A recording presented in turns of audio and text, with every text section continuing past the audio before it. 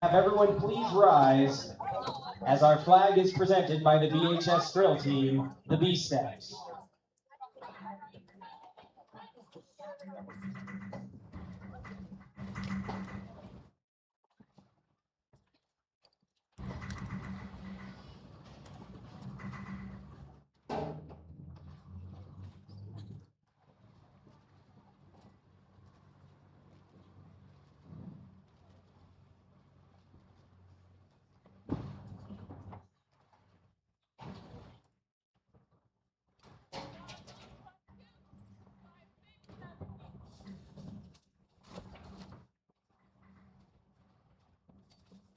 Tonight's national anthem will be sang by BHS student Kyler Phelps.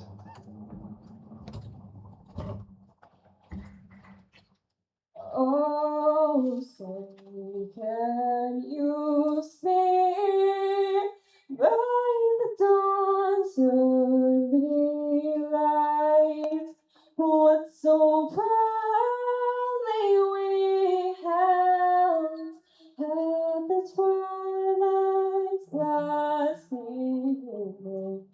Whose broad stripes and bright stars through the perilous fight, o'er the ramparts we watched, were so gallantly streaming, and the rockets' bright glare, the bombs bursting in air, gave proof through the night that our flag was still there.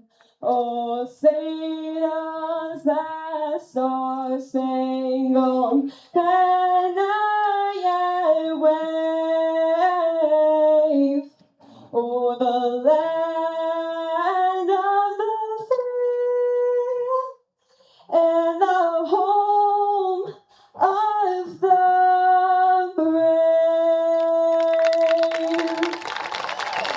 Let's hear it for Kyler Phelps. Great job, Kyler. A beautiful rendition of the national anthem here in beautiful Beaver, Utah, as the Beavers host the San Juan Broncos. Preston Ferry, Noah Olson bringing you today's Friday Night Lights action. Noah, what are you expecting? Well, I'm expecting just some smash mouth football here, Preston. Beaver, a team that likes to run it a lot. San Juan might not run it as much as Beaver, but they do love to run the ball. They love their offense. These are two very well-coached teams. John Marshall and Barkley Christensen with 9 state championships between them since 2019. So it's going to be a kind of a chess match style matchup here, Preston. You're right, two Goliaths of the 1A and 2A football worlds. These two teams have met multiple times in the past, right? Obviously, San Juan with 5 straight state championships, but both coming into this game with a lot to prove. Davis Carter, I was going to say BYU. There's a lot of blue and white out there, but Beavers quarterback Davis Carter is a senior who had 139 yards throwing the ball and 73 rushing yards with the Tuds last week out. A big game from Bo Yeomans, who had nearly 400 passing yards. And I know this is a game that means a lot to you. You've got a little bit of skin in the game, a former Bronco yourself, right? That's right. It's going to be an exciting matchup. But for more about what this game means, we're going to swing it down to our sideline reporter, Kira Orton. Kira, what do you got for us? Well, tonight, Beavers' name of the game is going to be bouncing back after losing last week 27-21 against Moapa Valley. But tonight they have the opportunity to change things here in front of their home crowd for the first time this season. And while they have home field advantage, San Juan is just as eager to get a win here tonight after also losing this week. It's safe to say that both of these teams are hungry and are going to be fighting to get their first win of the season here tonight. Back up to you guys. Thank you, Kira. That was a fantastic job. This is the first time that here at Thunder 91 we've had a sideline reporter live on camera trying out some new, fun, and exciting things. That's Kira Orton once again down on the sideline. She'll be bringing us all the downfield action all night long. Noah and I will be bringing you the action from up top here in what they call the Crow's Nest, right? Noah, have you ever been up here? Is this a I spot you have, frequent? but I've never broadcasted up here. I've watched a few games up here, hung out when I was in high school watching these guys play, but a first time broadcasting from the Crow's Nest. I'm excited. It's going to be a fun matchup. How about that? And before we get ready for kickoff here, tell us a little bit about your playing experience in San Juan. What position did you play?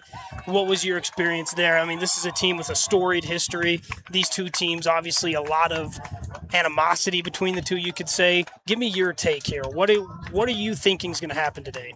I just think it's going to be a really, really well thought out game. As you said, both teams are coming off losses last year, and I'm not going to reveal any of the secrets of how Coach C coaches, but nor should you.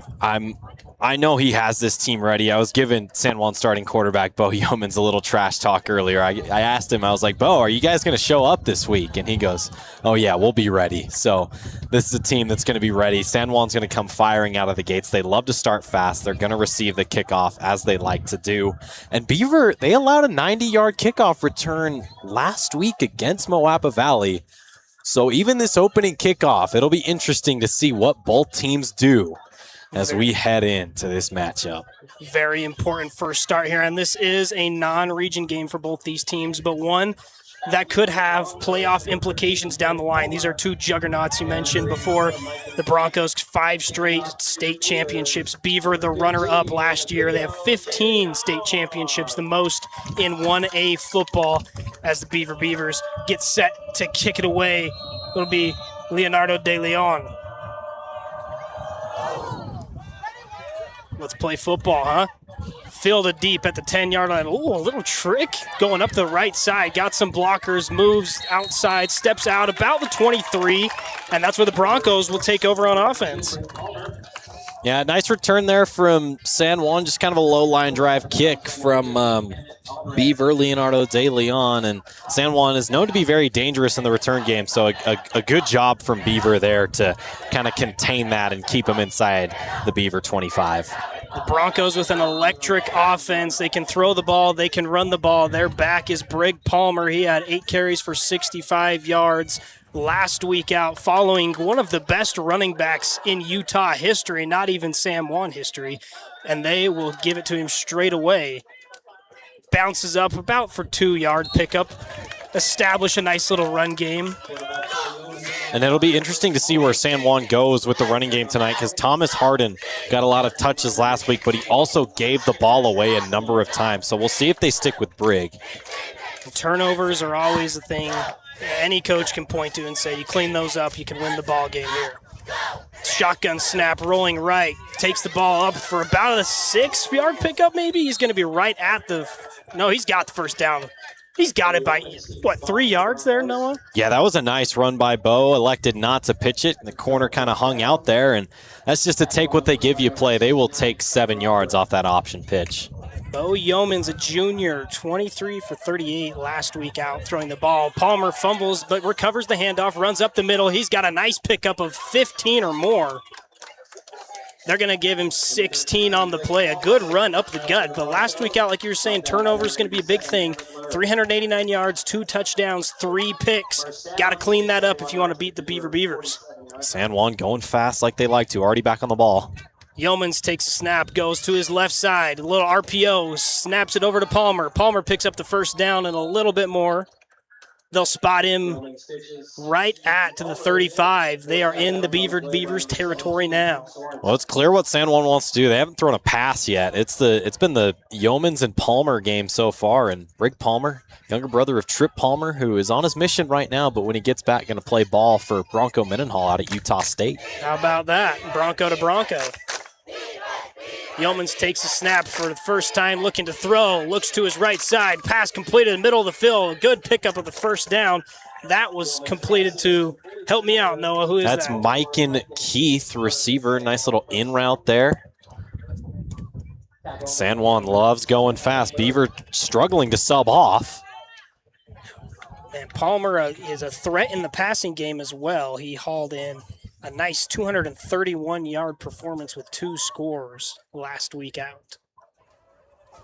Yeomans takes a snap once again, goes to his left side. Pitch off to Palmer, spins around. He's got some room, cutting back across the middle of the field, going to his right side. He's got all day and nobody to stop him. Touchdown, Broncos. That was actually a really good job by Beaver to seal that. I don't know why we're running to the short side of the field, but an even better job by Brig to just make a play, use your speed, and get around the end for 6. And he had to reverse the field there. They wanted to go to that left side, which they've gone to about 3 times that drive. But a great cutback, you're right. Just reverse the field, get all the defenders mismatched, and waltz in. Yeah, it's San Juan going for 2 like they like to do. Yeomans hands it off again up the middle, diving in for 2. It's good. That was that Harden? That was number 21, Randall Black, on that little shovel pass. How about that? And San Juan, they love to receive the ball. They love to start fast. They got an 8-0 lead right now, but they had a 12-0 lead against Grantsville. So we'll see how this Beaver offense responds to a lightning fast start from San Juan. Kind of their patented special on offense is that quick start, catch your opponents off guard. Speaking of lightning, we might have a storm moving in from our right side coming north. The wind's picking up just a little bit. Hasn't played a factor so far and might not. The clouds don't look too nasty. Of course, Beaver has been hit with a lot of natural disasters recently. I'm sure they're happy to be on the other side of a lot of that. This wind could affect the game in great lengths. It's helping Beaver right now, kind of blowing to the northeast, if you will. So this will help Beaver coming down. So Lucas Jepson will kick into the wind, back deep for the Beavers.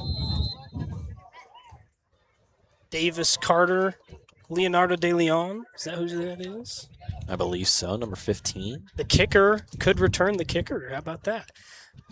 Kick right up the middle here, received at the 20-yard line, going left side. He's got some room and some daylight. Beaver moving up to the 50, just across the timeline.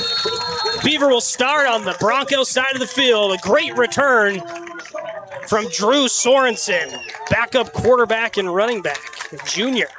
Yeah, just bad responsibilities there by San Juan. On kickoffs, you got to stay in your lane, and they all just kind of folded in, and he was able to bounce that out to the left side and find a little bit of space, beat the kicker on his way, and Beaver's going to start with great field position.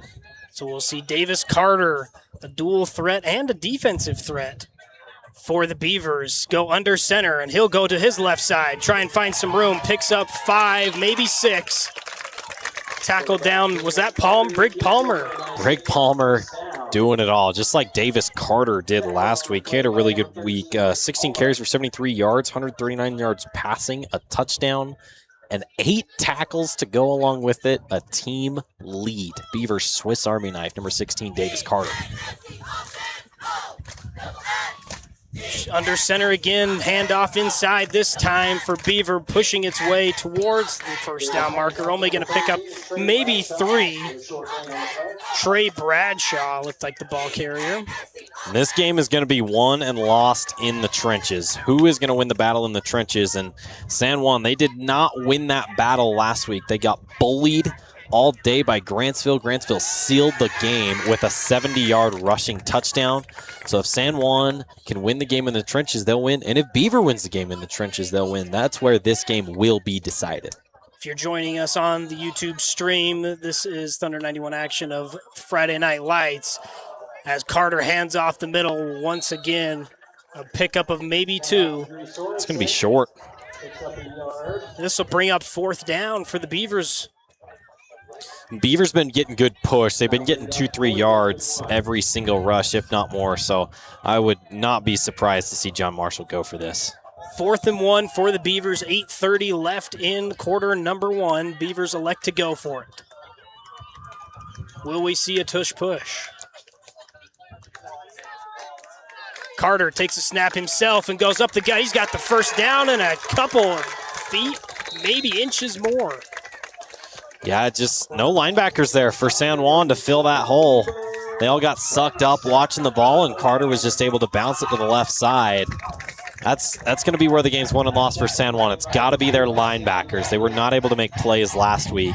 They got to recognize gaps and shoot hard, fill them, make a tackle. Carter carried the ball 16 times last week, and he's on pace for doing more of the same. This time takes a snap, rolls to his right side, finds Lurth. Lurth's got the first down, cuts back inside, out of bounds at about the 20-yard line of the Broncos.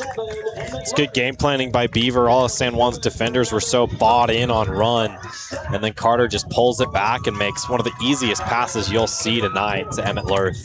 Lurth, the top target for the Beavers, 112 yards and a touchdown last week to go along with 7 receptions.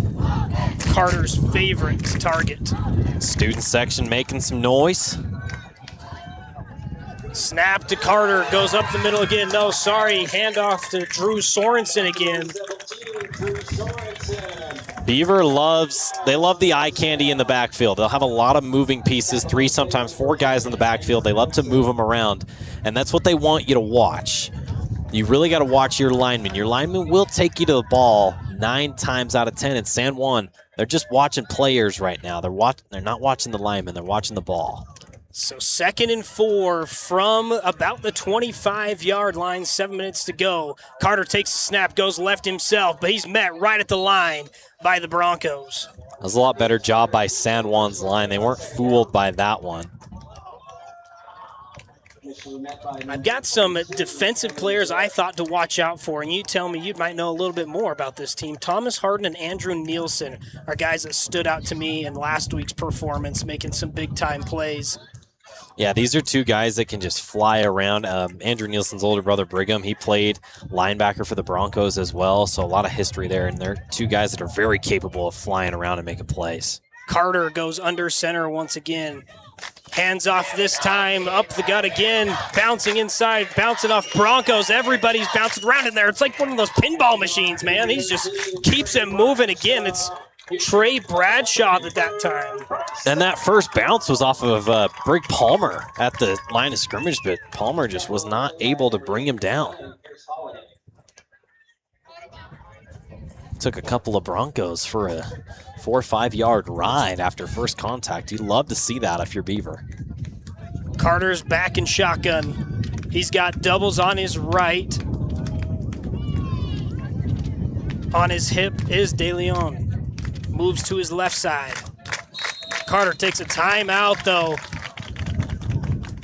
I don't know if they had a wrong formation there because he was moving his running back around a lot, and one of the receivers got out late.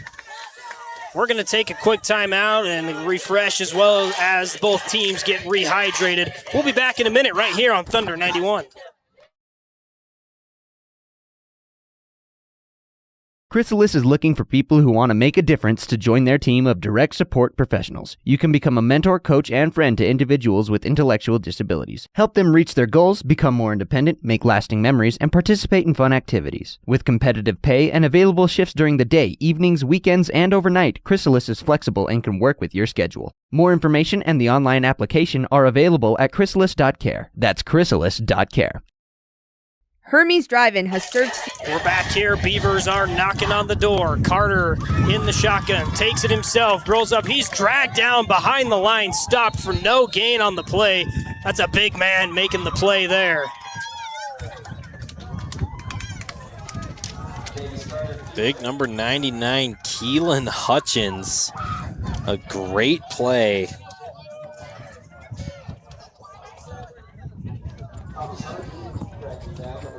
Beavers got a 2nd and goal from about the 4-yard line. Carter, handoff up the gut, met once again by a line of immovable Broncos. Here's some good play in the trenches from San Juan. The last 2 plays, Beavers got a no push. We'll see if they go to the passing game on 3rd down. I wouldn't be surprised. 3rd and goal from about the 2-yard line. Lurth is a dangerous weapon on the outside, goes far right. Carter sets up nobody on his left. Takes a snap, rolls to his right side. Quick pitch out to the outside. Beaver trying to bounce up. He's going to get back to the line of scrimmage, maybe, to bring up a 4th down. A nice tackle by Mike and Keith right at the pylon. Looks like De Leon that time, the ball carrier. 4th down and 3. We'll see where Beaver goes. Wide side of the field to the left.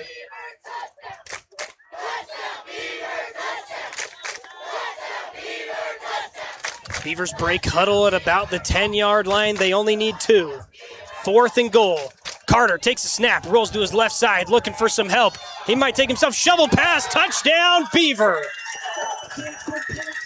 He was initially looking for Emmett Lurth, but Zachary Benson was able to leak out uncovered as they shoot the cannon here in Beaver that surprised everyone up in the crow's nest. And Zachary Benson with the first touchdown of the night for the home team Beavers. Sophomore making big-time plays. That's one way to get up the depth chart, Noah. Yeah, was just able to leak out uncovered. Everyone, including myself, was expecting that ball to go to Lurth, and that's where he wanted to go initially. They want to go for 2. Carter rolls to his right side, looking for some help. Lobs it again. Same play. Did he get in? He did. 2 points is good. Beaver ties the ball game. That's De Leon. Well, what's the best way to respond to a punch, Preston? One more big punch, I'd say, Noah. That's right, and that's what Beaver does, putting together a complete drive, some nice runs, couple of passes, and we are tied up 8-8 with 4:29 to go here in the first quarter in Beaver. We can't mention enough the rivalry between these two. It's a very physical matchup every time out. Beaver ended San Juan's 37-game win streak. Very impressive feat for the Beavers, but San Juan has got them multiple times to go along with 5 consecutive state championships. A very dominant force. Yeah, San Juan leads the all-time series 17-5, and Coach Christensen is 5-2 against Beaver in his tenure. But Beaver, they ended San Juan's home winning streak that lasted 1,763 days last year. So you know San Juan wants that revenge, and you know Beaver, they want a streak in this rivalry. They want 2 in a row. As Kira mentioned to us earlier, both these teams searching for win number 1 as they both fell victim in their first matchups of the year. De Leon will kick it off for the Beavers. Kick is underway. It's a deep shot over the head of the return team into the end zone. The Broncos will take over. That looked like some of my golf shots the other day. They didn't get more than about 10 feet in the air, and they went a long way. Some of them over the green. That one over the back of the end zone. Well, I'll tell you what, my golf game either looks like prime Tiger Woods or Biger Moods. Don't even know who that is. Some would say Weiger Toods. Yeah, that's right. Broncos have it on the 20. A chance to respond. Bo Yeomans takes a snap. Handoff Palmer, left side. He's got some room, a little bit of daylight. Tackled down right before the first down marker. That was a really good block by number 59. Dawson Orton with the tackle there for the Beavers. Whoever 59 is on San Juan, it was a great block to seal the end there and get that run around. Doubles left, single to the right. Rolls, looks left side, caught for a first down and a little bit more, diving his way forward. They love their screens at San Juan, and that's a nice little RPO action. Get the linebacker sucked in and make a nice quick pass out to Randall Black for your first down. The senior. Beavers got an extra man on the field. Can they get him off? Looks like they do before Yeomans takes the snap. And Yeomans was saying someone moved, but the referee didn't agree. He'll look back for the play call. Yeomans changes it up. He's got doubles on his right side, single on the left, Palmer in the backfield. Rolls to his right side, pitches to Palmer. Palmer's met in the backfield, tackled. Beaver with a big play. That's the kicker, Leonardo De Leon. And that was just a swarm mentality. There was 5-6 white hats over there for Beaver. Brig Palmer had no way out of that one. It reminded me of the video of Luke Kuechly when he calls out the play. Do you remember that one? Then he just, boom, he just knew exactly where it was going. De Leon read that like a book. So second and about 13 for the Broncos. Snap handoff, fires quick over the middle, tip pass, thrown into some dangerous territory. The intended target that time was for Randall Black. They were lucky that got tipped. The Beaver student section is chanting Butterfingers, but I don't think it was Randall Black's fault. They should be cheering their player for a good tip, whoever it was. Good defensive effort, but maybe Yeoman's just put a little too much on that ball, a little high. He'll take the snap this time in shotgun, empty backfield. Looking for Palmer, nobody there. Beavers all over him, drop deep in the backfield. That's a loss of 10. Beaver, big sack. Number 75, Jaden Erie, the junior, with a huge play to force fourth down.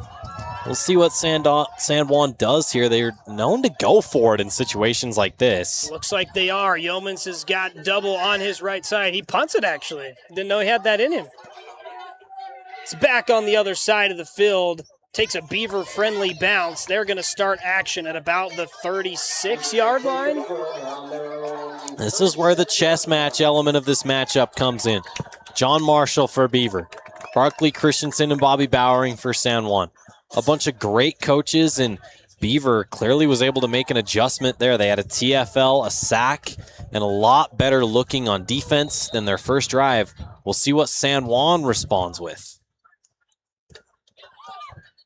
A score, and a stop are the possessions right now. Carter takes a snap, fires all the way to Lurth on the left side. Lurth makes a man miss. He's got a little bit of room, fights his way for about 6. A good pickup for the Beavers. And Mike and Keith just wasn't able to make that tackle on the line of scrimmage. Juked out of his socks there, and Coach Bowering is not happy. Beaver will have it. They gave him about 7, it looks like. So 2nd and 3. Got about a minute 40 left here in the first quarter.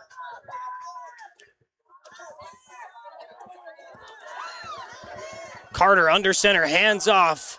Bouncing out to the right side, fighting to get to the line of scrimmage. I don't think he quite got there. Looks like a generous spot from the referee. First down for Trey Bradshaw and the Beavers. Yeah, I agree with you, Preston. It did not look like he got there, but the referee says otherwise. Just a good way to bounce that outside. San Juan, they did a really good job initially of spilling that run to the outside. That's what you want to do against wing T, spill it. But there was no one there to make the play. Here goes Carter rolling to his left side. He's got Lurth wide open but couldn't connect, drops the ball. The ball was a little bit low. We won't blame either guy there. They're both just going to share the blame there. Little low, but hit him in the hands. He should have caught it. He wouldn't have picked up more than 2 yards, but 2 yards is more than 0. 2nd and 8 versus 2nd and 10. Changes the playbook. 2nd and 10 now. We'll see what Beaver goes to here. Doubles left side. Lurth's playing the slot. Carter goes under center. Quick pitch to the left side. Got blockers. Beavers got some room. Fumbled out of bounds. Luckily for the Beavers, a great punch out by the Broncos, but that's going to get them to about a 3rd and 4. Way to fly up and make a tackle. Number 0, Staley Dandy, making a great play there to force 3rd down, and just got a little bit unlucky with the bounce. His helmet hit it right on the ball. That's what you want to do. Just didn't bounce the Broncos' way. Zachary Benson, the early touchdown, was the ball carrier. Only a sophomore. A lot more to go in these 2 storied programs. Lurth takes his spot way outside on the right side of Carter. Carter, quick snap, rolls to his right side, looking for anybody. He takes it himself, cuts up the middle, gets back to the first down, a little bit more out of bounds at about the 35? Davis Carter, he didn't have anyone. He was looking for his little out route, but it was well covered, but they forgot to cover the quarterback. He turns it upfield, And it's Davis Carter. He makes plays for this Beaver team. I have circled on my notes, in all caps, just Davis Carter. That's how good of a player he is. That's what he can do for this Beaver team. Make a play on third down and extend the drive. Little Josh Allen type guy, either throw the ball or just lower the shoulder and go to work. Kind of what we sort of see out of Patrick Mahomes there. Looks a little Mahomey, I'd say. Snap, hand off the middle. Beaver bouncing upside, about 2. Give them 2. That's the kicker, De Leon. And Beaver, they'll take 2. They'll run it and run it and. Beaver huddling. 2 receivers out to the wide side of the field. I'd watch that rollout left out route again from Carter, looking for Lurth. Break huddle at the 40. Carter takes it back, throws to Lurth on the left side. He's got one man to break, a miss. He's got a little bit of room, tackled out of bounds at the 20-yard line. Another first down pickup for the Beavers.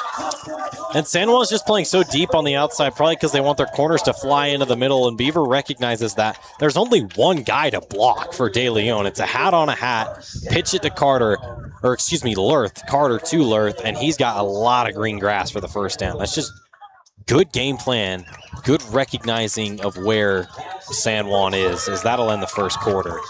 We come to the close of quarter number 1, a tie ball game. 8-8 here in Beaver. We're going to step aside. We'll be right back for more Friday Lights action on Thunder 91. Township Pharmacy and Bullock's Drug are here for you, the Cedar City community.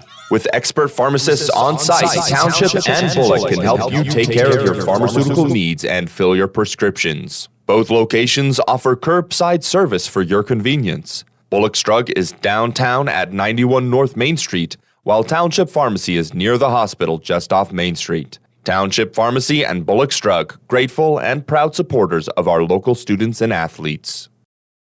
Hermes Drive-In has served you, the Cedar City community, for more than 45 years with food that's made from scratch and fresh to order. From your favorite burgers and fries to sandwiches, drinks, shakes, and more. At 294 North Main Street, just north of the city. Welcome back to Beaver, Utah. The Beavers and the Broncos tied at 8 at the beginning of quarter number 2. We're going to swing it down to the sideline where Kira has got some words for us. Kira. Well, I want to take a look back at last week for San Juan, where they absolutely dominated in the first quarter, 12-0, but then after that were unable to make an offensive play for the rest of the game. They showed us last week that they can make those big plays, and we've seen that here tonight with them getting on the board first. But the question now is, can they sustain that momentum? And here tonight, are they going to be able to put those pieces together and play a complete 4-quarter game? What do you guys think? Kira, I think you're exactly right. It's going to take a complete game, a complete effort from both these teams as Beaver and Lurth go right up the right side, flying through bodies. It's a really good defensive effort by San Juan. Every single person was swarming to the ball. That's what they teach, swarm mentality. If you can't make the tackle, someone else can. Wind blown right in the face of the Beavers. Lurth will go way out to the left side. There'll be De Leon and Carter. Takes the snap, handoff to Carter up the gut. Or excuse me, to De Leon up the gut. But a pickup of 2, they give it to him. So a third and about 2 on the 10-yard line. I'd watch Carter's legs again here. Beaver's going to huddle up for a while like they like to do. Opposite from San Juan that likes to go lightning fast. Now, I've noticed that both these teams haven't really challenged the middle of the field. It's been a lot more get it to the outside and try and cut back inside, make a guy miss. I wouldn't be surprised if we see some more of that action with Lurth. Carter takes the snap himself, goes up the gut, met by a wall, still alive, fighting for extra, drops down right at the first down mark. This time he's going to be short, 4th and inches for the Beavers. Really good job by San Juan's line there to just win. The whole right side of their D-line just won that rep, won that play, and just stood them up. As they did what I thought they were going to do, went to Davis Carter's legs up the middle, but no dice. I wouldn't be surprised if they do the exact same thing again, though. I mean, if you could only need a couple inches, why not give it to one of the most powerful dudes on the team? Carter goes under center for this one. Carter drops back, pitch to De Leon on the left side, finds a gap, gets the first down. It's going to be 1st and goal for Beaver on about the 8-yard line. Didn't get much, but he got just enough. Beavers blocking out there from their wide receivers was really, really good. If you want to play receiver, you got to block, and that blocking right there was just enough to get the first down, set up 1st and goal. I'm going to shout out my cousins Staten and Lydia down in the student section, keeping the Beavers mighty and loud out there. Love to see school spirit. It's actually a pretty good student section for a 1A school with, most of the school being on the sideline. Carter takes a snap. He's rolling to his right side. He's got guys. Can he make somebody miss? Lobs it towards the end zone. Incomplete. Well covered by San Juan. There was 3 people over there just trying to flood that right side. And all running step for step with Beavers wide receivers, and Carter kind of just had to throw it away. Good job by San Juan there to just force him into a tough throw. Carter, you don't want a turnover, so I agree. Throw the ball away there. Beaver breaks huddle about the 15. Carter under center. He's got backs on either side. Motions Lurth to his right, but Carter takes it. Falls forward for maybe 1. Kind of looked like a busted play. Carter turned to his right, and Trey Bradshaw ran into him. And he kind of just walked backwards. Somebody did something wrong.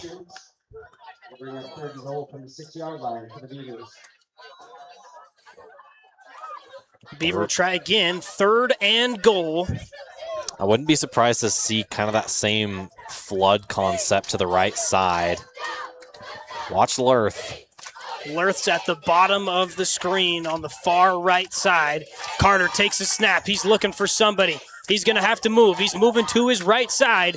He's going to take it himself. Cut back inside. Spins at the 1. Doesn't get there.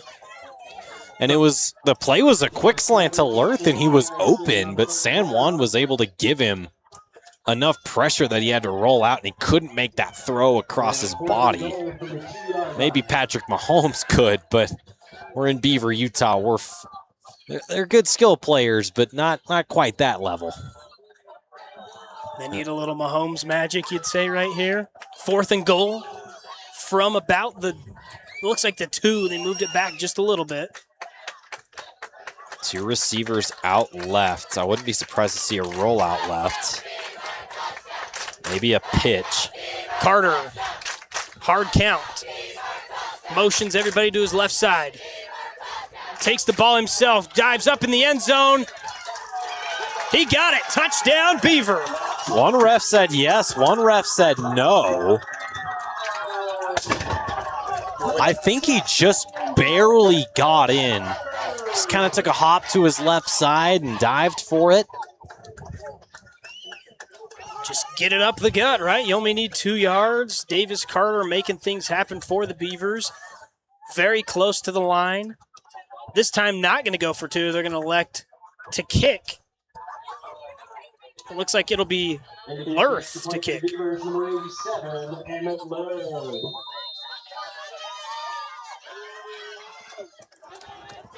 Drew Sorensen, the backup quarterback, the holder. Kick from about the 10. Nice little chip kick. Up and through, Beaver. No, it was wide right. Excuse me. So it'll remain a 6-point game. How does San Juan's offense come back after stalling out on the last drive? As you said, they haven't gone to the middle of the field. Because Beaver loves to play, they call it cover 4. 4 guys deep, 3 guys in the zone. And Beaver's entire mentality on defense is to just give up 5 yards. If they can give up 5 yards every play, they'll be happy because no offensive coordinator is patient enough to go 5 yards down the field. They're going to take a shot eventually, and that's where Beaver gets you with their great coverage, great coaching. So we'll see where San Juan goes here. It's not a defense where San Juan can take a lot of shots like they did last week against Grantsville. It's more of those slow burner run plays that kind of just slowly develop, and then you break it big. Or you throw a 5-yard out route and break a few tackles. That's kind of the big plays you need to get here against Beaver with the style of defense they play. Sound a little bit like Tony Romo over there. Hope you don't drive like him. I would hope the same thing, Preston. So Beaver will kick it back off to the Broncos. They're moving northward on the Beavers grass football field. I love to still see some grass football fields. I'm from another little 1A high school, North Summit, and they switched to turf, but I love seeing the grass field still. With the logo in the middle as well. Kickoff deep, received at the 5-yard line. A little handoff to Palmer. Palmer gives it off again. Little triple action. They've got a little bit of room, a little bit of daylight. Can he get upside? No, he can't. 31, he's brought down. We're going to get a flag here for a horse collar. You never want to see the yellow laundry fly, but that's the first one of the game. That was a weird-looking return. All the blockers were set up to go to the right side, and they made that handoff like Brig Palmer was going to run up the right side, and then another handoff, and they were just able to break it back the other way for a nice gain. Plus the flag.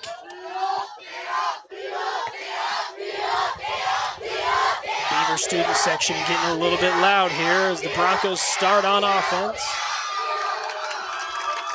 Referees will pace off the yardage. So that's going to set up San Juan at the 45-yard line. 15-yard penalty. Excuse me, 46-yard line. Brings you to the middle of the field, and that is where Yeomans will start. He takes a shotgun handoff, hands it to Palmer up the gut. No, excuse me, that's not Palmer. That's Thomas Harden. Thomas Harden, one of the other lead backs, one of the senior leaders of this team. Held on to the football that time. A big first down as they march into Beaver territory. 1st and 10 from about the 40-yard line. Yeomans rolls to his right side, lobs it to Palmer. A nice little sidearm action. He's going to get to a first down and more, picks it up right outside. Gets about 13 on that play. Great play by San Juan. They pulled 2 guards to the left like they were going to run it like they just did on the last play, and then Yeomans just pulls it, flips it to Palmer, and Palmer, like I said earlier, just breaks a tackle for a few extra yards. If you can make a man miss, that's where you make your money, right? We know Devin Hester all too well, don't we know him? That's right. Yeomans, the lob's over the middle of the field, a wide open receiver cutting back inside. He's got room. He's down at about the 3-yard line. A big pickup, maybe the biggest of the night for either team. The Broncos are moving. That's what you give up in cover 4, those little 5-10-yard routes. There's only 3 people to cover the 5 to 10-yard boundary, so just finding the open space. Randall Black making the big reception. Yeomans adds to his totals. This time he's got doubles to his left side. Takes a shotgun handoff, keeps it himself, rolls right, lowers the head, lowers the shoulder, across the pylon, touchdown, Broncos. Quick drive there from San Juan. They went to their bread and butter, a lot of counter, a lot of screens, and they went right down the field in under 2 minutes, under a minute and a half. That was fast, Preston. 2 stops from the Beavers, and then they give up the big one, ties the ball game. It looks as though the Broncos are going to go for 2.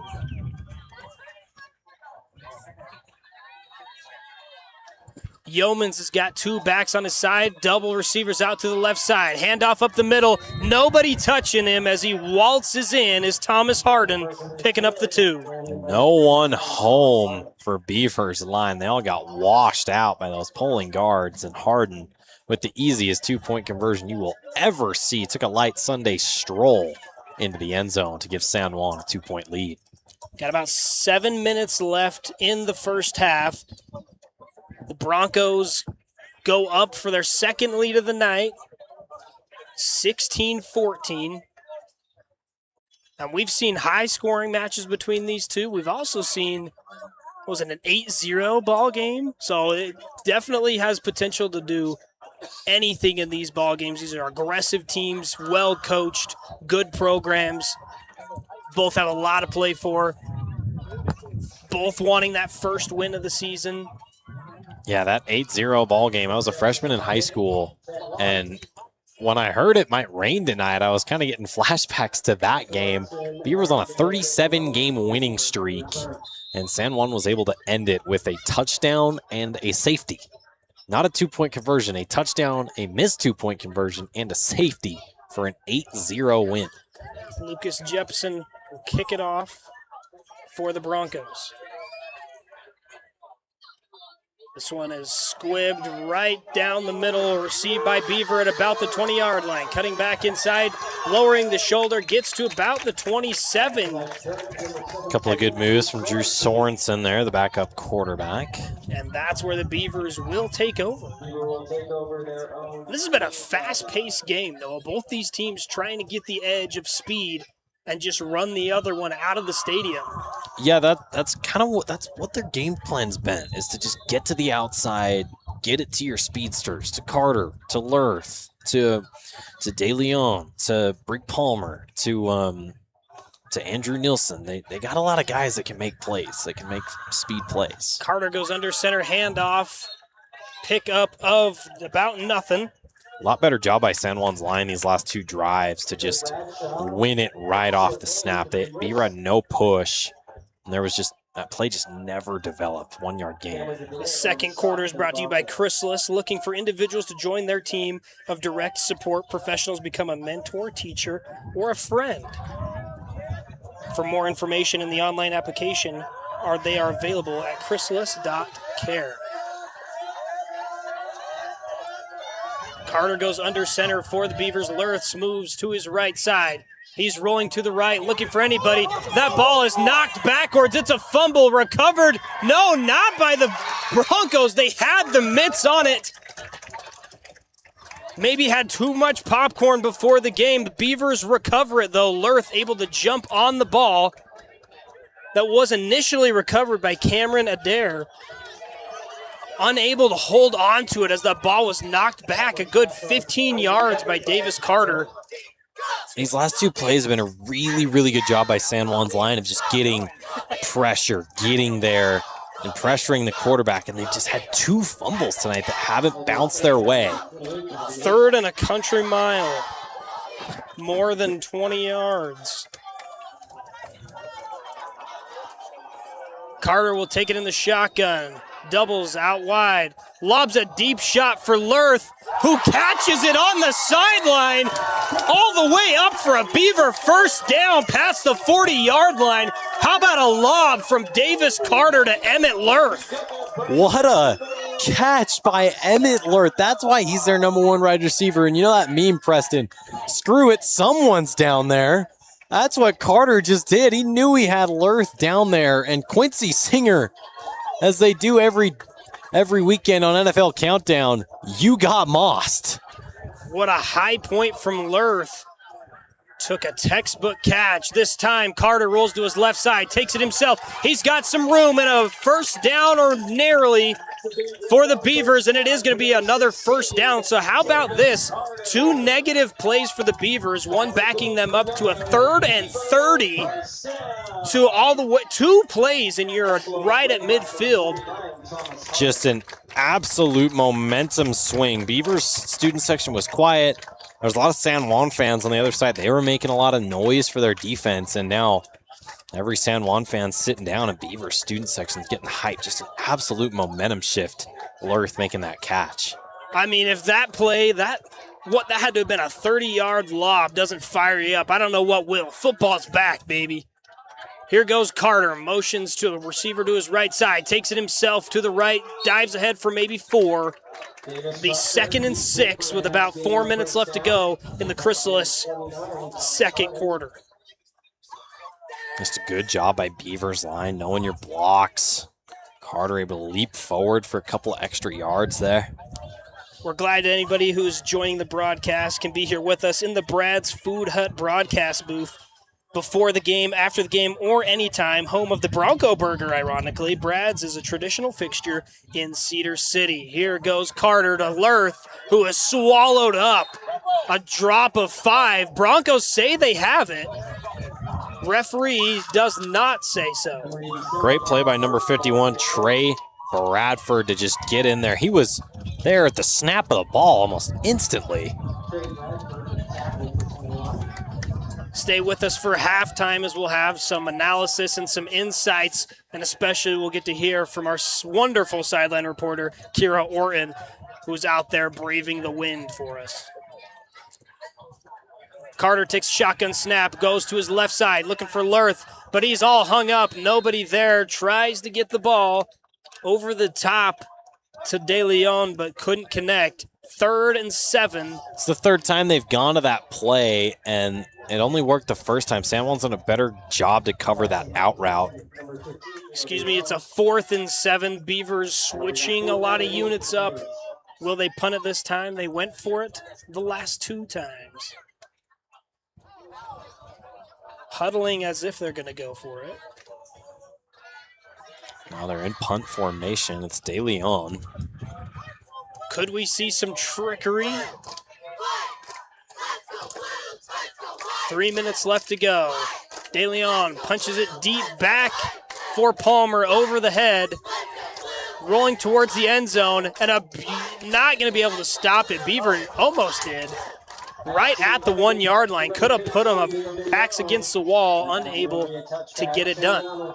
Just one extra roll. Took it into the end zone. San Juan will have it on the 20. And Beaver, that little out route play they went to on 3rd down, they line up 2 receivers out wide, and they run them deep. And that's to try and just clear the secondary out. But San Juan, they've made the adjustment of having their linebackers come down. And it was man defense and just manning up on 15 because they were in zone the first time, and they got beat on it.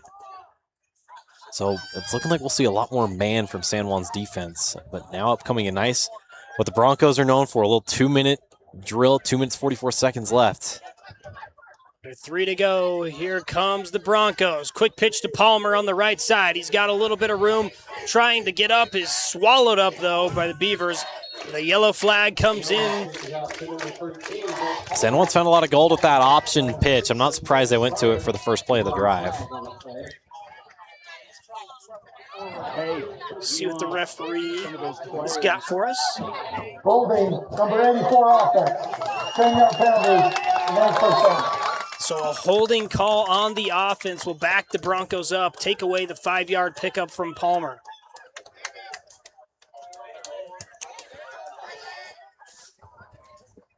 .235 left to go in a 16-14 game where the Broncos lead it. They haven't moved the ball back yet.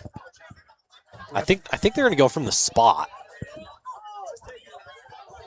Referees conversing a little bit. I mean, it's still only the 2nd game of the season. There's still could be some rough. Looks like sideline says it's going to be from the spot, and it is indeed. Referees need to warm up too. Back them up, so it's going to be a 1st and 13. Yeomans takes a shotgun, looks left, fires a deep shot. He's got a man all alone, high pointed and going down across the timeline to the 40-yard line. A big first down from the Broncos. Quincy Singer.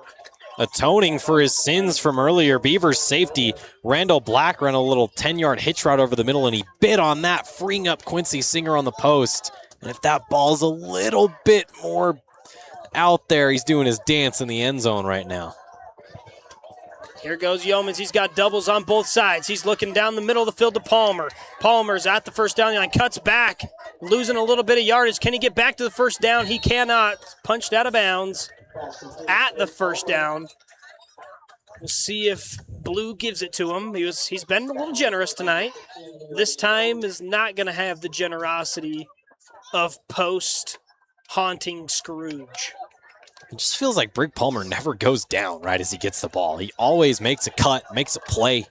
Kid's fun to watch. Always looking for something extra, and he'll get the ball this time up the right side for a first down and not a whole lot more. Out of bounds at about the 25-yard line. We got 2 minutes left to go in the Chrysalis second quarter. I'm surprised San Juan didn't go for the end zone there. It was 2nd and 2, and they've been running it well all night. Why not run that play on 3rd down? Why not take a shot? I know that's what Coach C likes to do. Interesting that he didn't go for it. Maybe he doesn't want to give Beaver too much time. Yeomans takes the ball, looking to his right side. He tells Palmer, go block for me, and he just skips ahead. Little bounding, looked like a baby gazelle.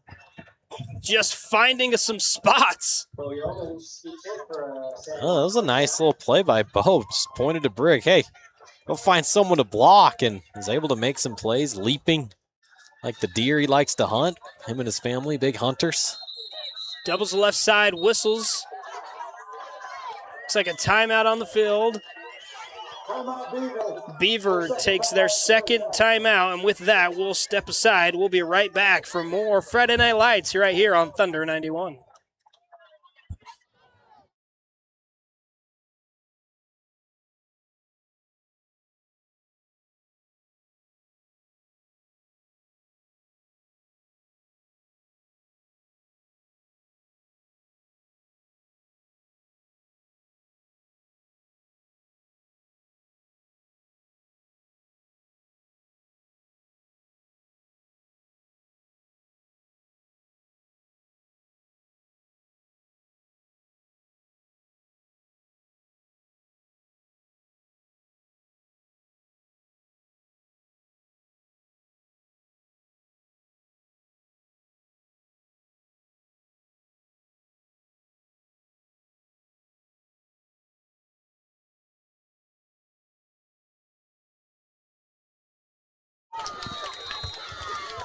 We're back, and Yeomans takes this shotgun snap, rolls to his right side. Quick pitch to Palmer, finds a little bit of room on the sideline.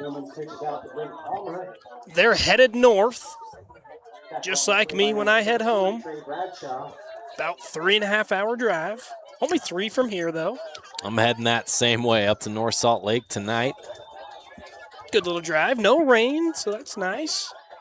But right now, we're worried about the Broncos, who are knocking on the door. A 2nd and goal. Palmer takes the handoff, diving upside. Touchdown, Broncos. Nice blocking, nice execution. Like I said, Brig Palmer, he didn't go down easy. He goes in for the score. An opportunity to make this a 2-score ball game here in the Chrysalis second quarter. 22-14, Broncos lead it. Minute 9 on the clock. Broncos going to go for 2. This is a big 2-point conversion. Makes it either an 8 or a 10-point game. Yeomans hands off to Palmer once again. Nobody touches him till he gets to the goal line. 2-point good, Brig Palmer. If it ain't broke, don't fix it. Brig Palmer, Brig Palmer, Brig Palmer, and Brig Palmer on that drive with a little bit of Quincy Singer in there. But San Juan, they found something with the Yeomans and Palmer show. Beaver, this offense is not built to go fast. Minute 9 on the clock. We'll see what they do. We did just see Emmett Lurth make a pretty impressive 30-yard catch. So we'll see if Beaver can, I don't know what their field goal unit looks like. It is 1A football, but maybe get into field goal range, or if not, get a touchdown. They do get the ball coming out of the second half, so I don't think they'll be conservative here. I think they'll go for something. I agree with you here. There's not a lot of time, even if you do turn the ball over. Your defense has been solid enough. If you can hold them off for at least a minute, if you end up turning the ball over, we might even see the Broncos try and keep the ball here. A little onside action. They've been known to do so. They do not. They squib it once again. Here comes DeLeon with the ball up the middle. He gets to about the 30 where he's met by a herd of Broncos. Little bit of action between the two teams, but the Beavers will take over at about the 30-yard line. They got a minute 3 to try and put something on the board before halftime. It's a good hit by number 27, Danny Price. Some of the San Juan players were saying the ball actually came out. But clearly, either it didn't or Beaver got back on it. We'll see where Beaver goes. I would look, obviously, for Emmett Lurth. He's lined up outright. Bottom left of your screen, number 87. Lined For up those on of you on the radio audience, he's on the far left of the doubles. Carter takes a snap. He's looking Lurth's way. He's going to make a man miss, and he's hit as he throws it. Lobbed. Great catch by assistant coach on the sideline, but not going to pick up a first down. I was watching the one-on-one on the bottom with Lurth, and then I looked back after about a second after the ball was snapped, and there was 3 Broncos in the backfield. Just no time for Carter to do anything. And that didn't take a lot of time off the clock. If you get another play like that, I'd be if I'm San Juan, I'd be thinking about getting the ball back with 3 timeouts. And you mentioned it earlier, Beavers more of a team that likes to do a slow burn and just dig away at you. This is not something they're used to, but here goes Carter looking for some help. He's going to lob it up to De Leon, who can't hold on, and he is laid out. As he tried to make a catch, that's a big hit. Actually, a really nice play call. They had everything going right, and then number 15, De Leon, kind of snuck out the back on a wheel route. Just wasn't a well-timed ball, and even if he did catch it, Staley Dandy laid a huge hit right there, just right on the San Juan sideline, too. They were all pumped up, as that brings up 3rd and 10. 5'9" senior for the Broncos. I wouldn't be surprised if Beaver just runs this and makes San Juan use a timeout. Here goes Carter, dropping back, looking for some help.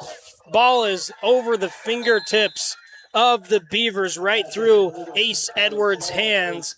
They got 44 seconds left to go and a 4th and 10 from their own 33.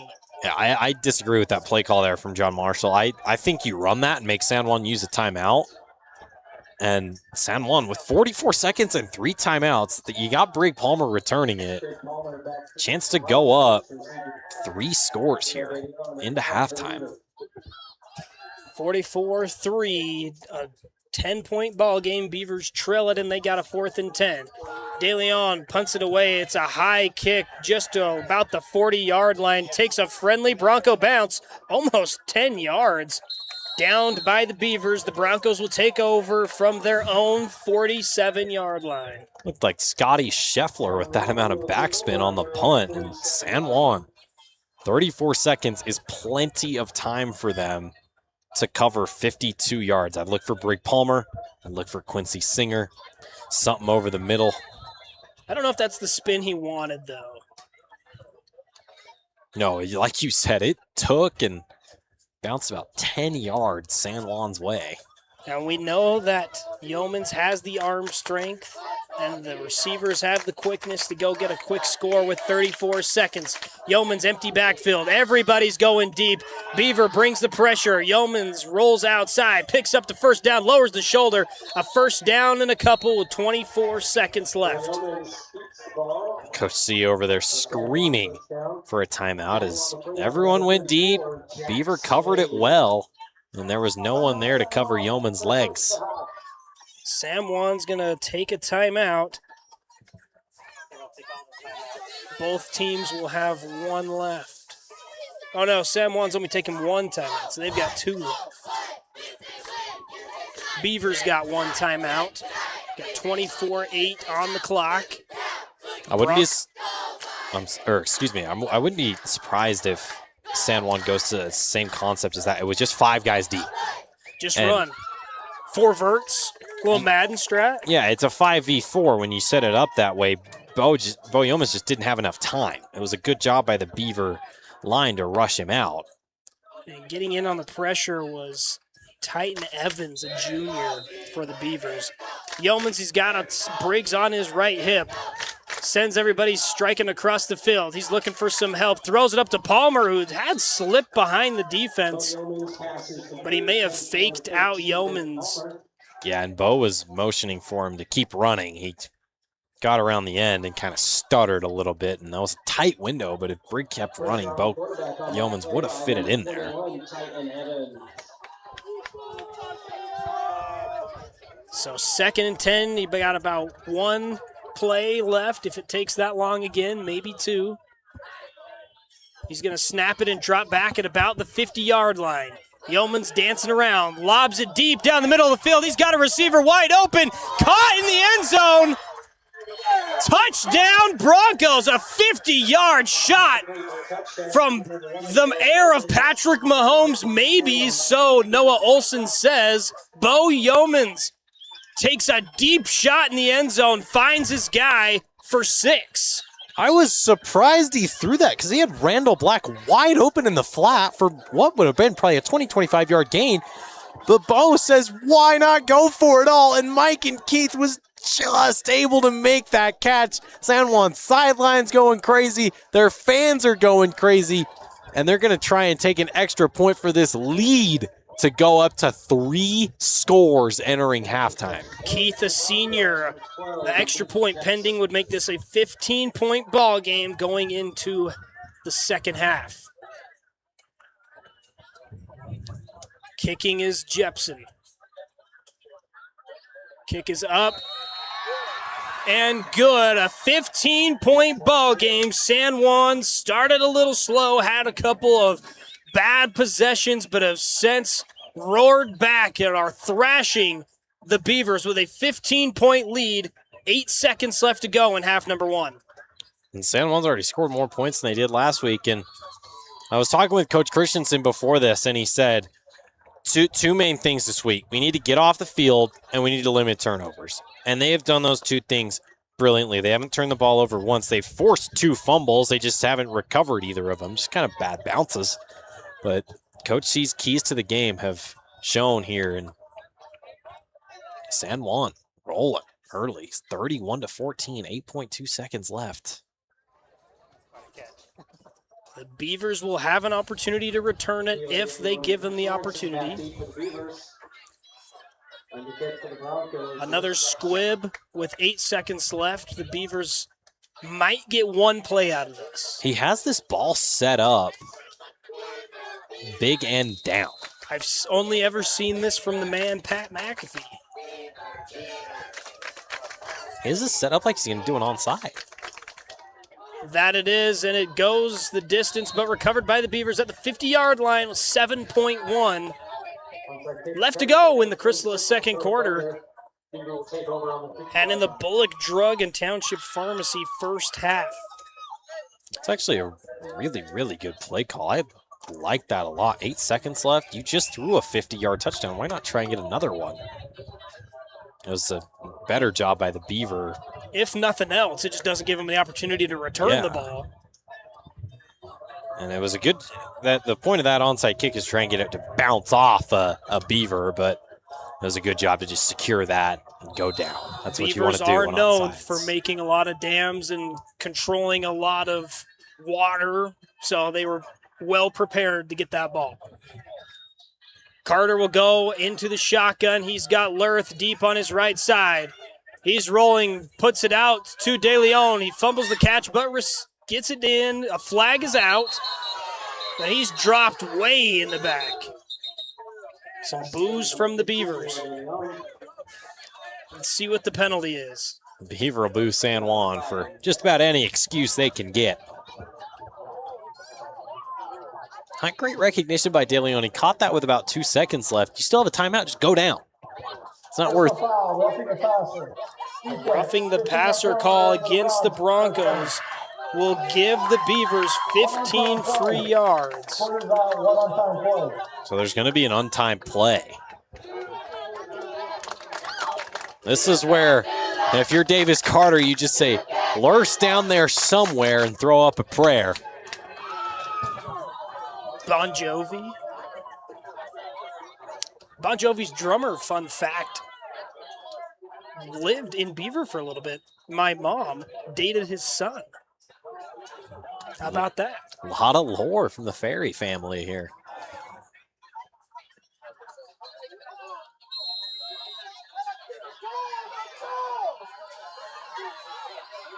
So an untimed play for Beaver, and a touchdown here would go a long way. And they're going to call a timeout and talk about this. They're getting the ball out of halftime. It's a 3-possession game. And Beaver, whenever we would play Beaver, the focus would always be, if we can get up by a lot in the first half, and then in the second half just kind of hang out, run it a little bit, that's how we win the game. This offense is not built to go fast. It's not built to play catch-up. They're on the field for 4, 5, 6 minutes at a time. So Beaver, you probably feel like you need something here because their defense hasn't shown that they can string stops together. And unless something changes in the second half, I don't see them really coming back. But then again, we saw San Juan turn it over a fair share of times in the second half last week. So Beavers going to have to make some plays going forward. As Chiefs fans, you should remember this, Noah. Thanksgiving Day against the Cowboys, this scenario to Tyreek Hill. Had 50 yards to go. Gave it to Tyreek Hill, threw some blockers on the left side, cut back in, touchdown. That's right. I don't know if that's going to be the play call, but that's what I'd love to see happen from the Beavers. We've seen Davis Carter air it out already once this game. Why not do it again? Now we've seen Lurth make plays. Had over 100 yards last week. He's capable. San Juan got 4 guys deep at about the 15-yard line. Here goes Carter, last play of the first half. Gets it down, but no room. They were trying to run a hook and ladder. He was going to pitch it to number 80, Emmett Abershon, and it was just a great tackle by San Juan. Got to him before he could pitch it. And that'll end the first half. 31 for the visitor San Juan, 14 for the home team. Beavers, they're set to receive the second half kickoff. We're going to go ahead and take a break here inside the Brad's Food Hut broadcast booth, but we're going to leave the camera up and let you watch the halftime entertainment from the B-Steps, the Beaver dance team. We'll see you for the second half right back here on Thunder 91. It's Friday night, and to help you break into the weekend, Friday Night Lights. High school football on KSU Youth Thunder 91.1 is presented to you by Township Pharmacy and Bullock Drug, by Brad's Food Hut, Chrysalis, by Pioneer Floor Coverings, by Hermes Drive-In, and Wilson Orthodontics. With kickoff just moments away, let's head to the field for tonight's Friday Night Football on Thunder 91.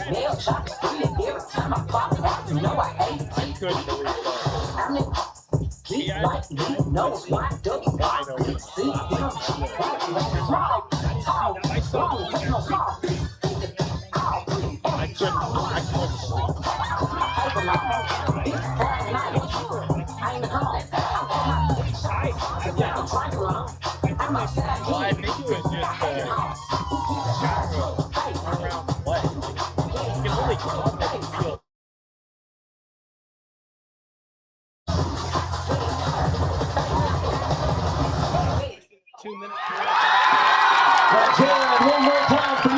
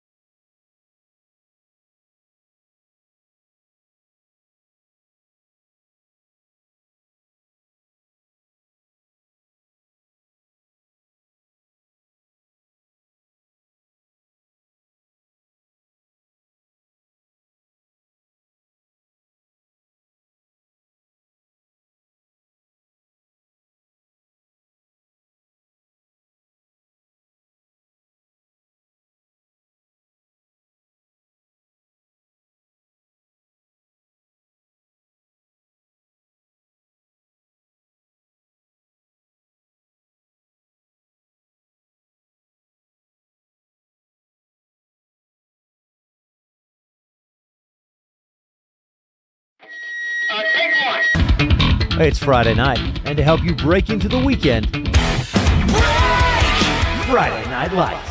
High school football on KSUU Thunder 91.1 is presented to you by Township Pharmacy and Bullock Drug, by Brad's Food Hut, Chrysalis, by Pioneer Floor Coverings, by Hermes. Pioneer Floor Coverings is Southern Utah's most trusted provider. They can take care of your installation, design consultation, carpet restretch service, and more. And if you have questions about how to get started, they are happy to help. Pioneer Floor Coverings offers products from floors and walls to rugs and countertops, and they boast a 4.9 stars rating on Google. Located at 1166 Sage Drive in the Providence Center, you can visit the store or you can visit them online at pioneerfloor.com. Pioneer Floor Coverings Design Center is a proud supporter of local athletics and activities. Wilson Orthodontics offers orthodontic treatment to patients young and old in Cedar City, Beaver, and Parowan. Serving you with all types of treatments, from braces to surgical orthodontics, puts a smile on their face. Wilson Orthodontics is dedicated to personalized care in all aspects of your orthodontic treatment, and Dr. Cody Wilson has provided generations of hometown smiles for more than 30 years. 586-8980, or you can visit www.braces.com. Wilson Orthodontics, proud to support our local high school athletics. You're tuned in to Thunder 91. Now back to the game.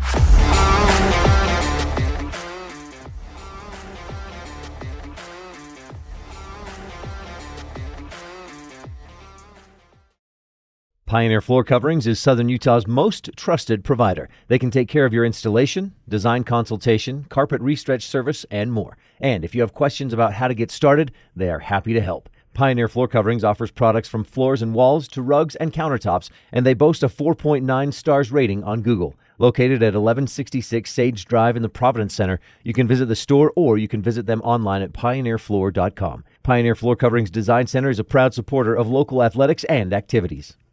Wilson Orthodontics offers orthodontic treatment to patients young and old in Cedar City, Beaver, and Parowan. Serving you with all types of treatments, from braces to surgical orthodontics, puts a smile on their face. Wilson Orthodontics is dedicated to personalized care in all aspects of your orthodontic treatment, and Dr. Cody Wilson has provided generations of hometown smiles for more than 30 years. 586-8980, or you can visit www.braces.com. Wilson Orthodontics, proud to support our local high school athletics. You're tuned in to Thunder 91. Now back to the game.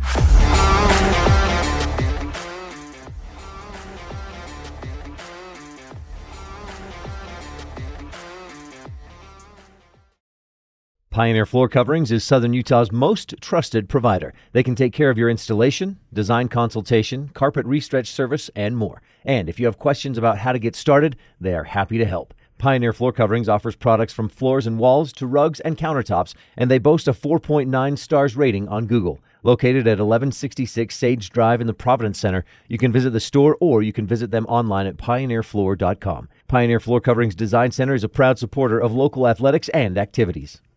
Wilson Orthodontics offers orthodontic treatment to patients young and old in Cedar City, Beaver, and Parowan. Serving you with all types of treatments, from braces to surgical orthodontics, puts a smile on their face. Wilson Orthodontics is dedicated to personalized care in all aspects of your orthodontic treatment, and Dr. Cody Wilson has provided generations of hometown smiles for more than 30 years. 586-8980, or you can visit www.braces.com. Wilson Orthodontics, proud to support our local high school athletics.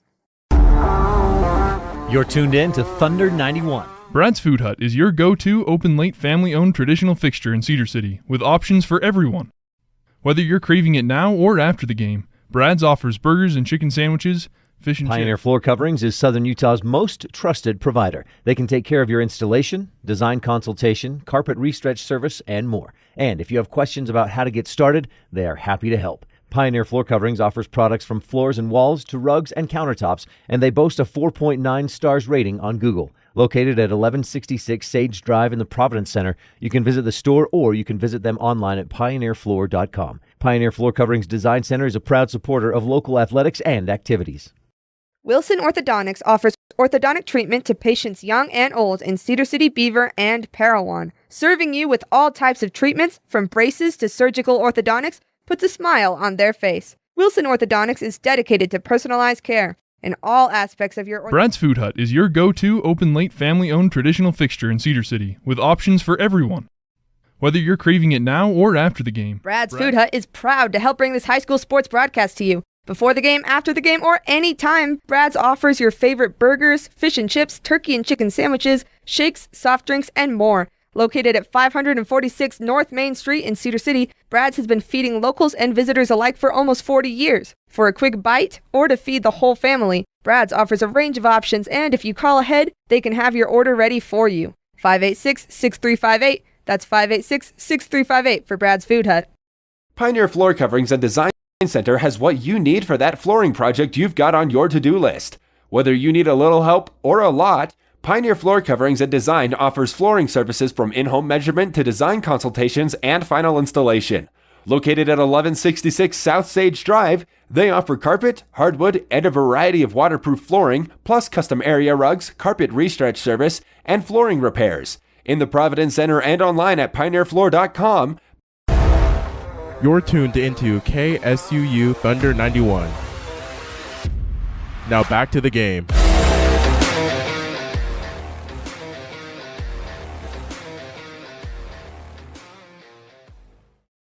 Brad's Food Hut is proud to help bring this high school sports broadcast to you. Before the game, after the game, or any time, Brad's offers your favorite burgers, fish and chips, turkey and chicken sandwiches, shakes, soft drinks, and more. Located at 546 North Main Street in Cedar City, Brad's has been feeding locals and visitors alike for almost 40 years. For a quick bite or to feed the whole family, Brad's offers a range of options, and if you call ahead, they can have your order ready for you.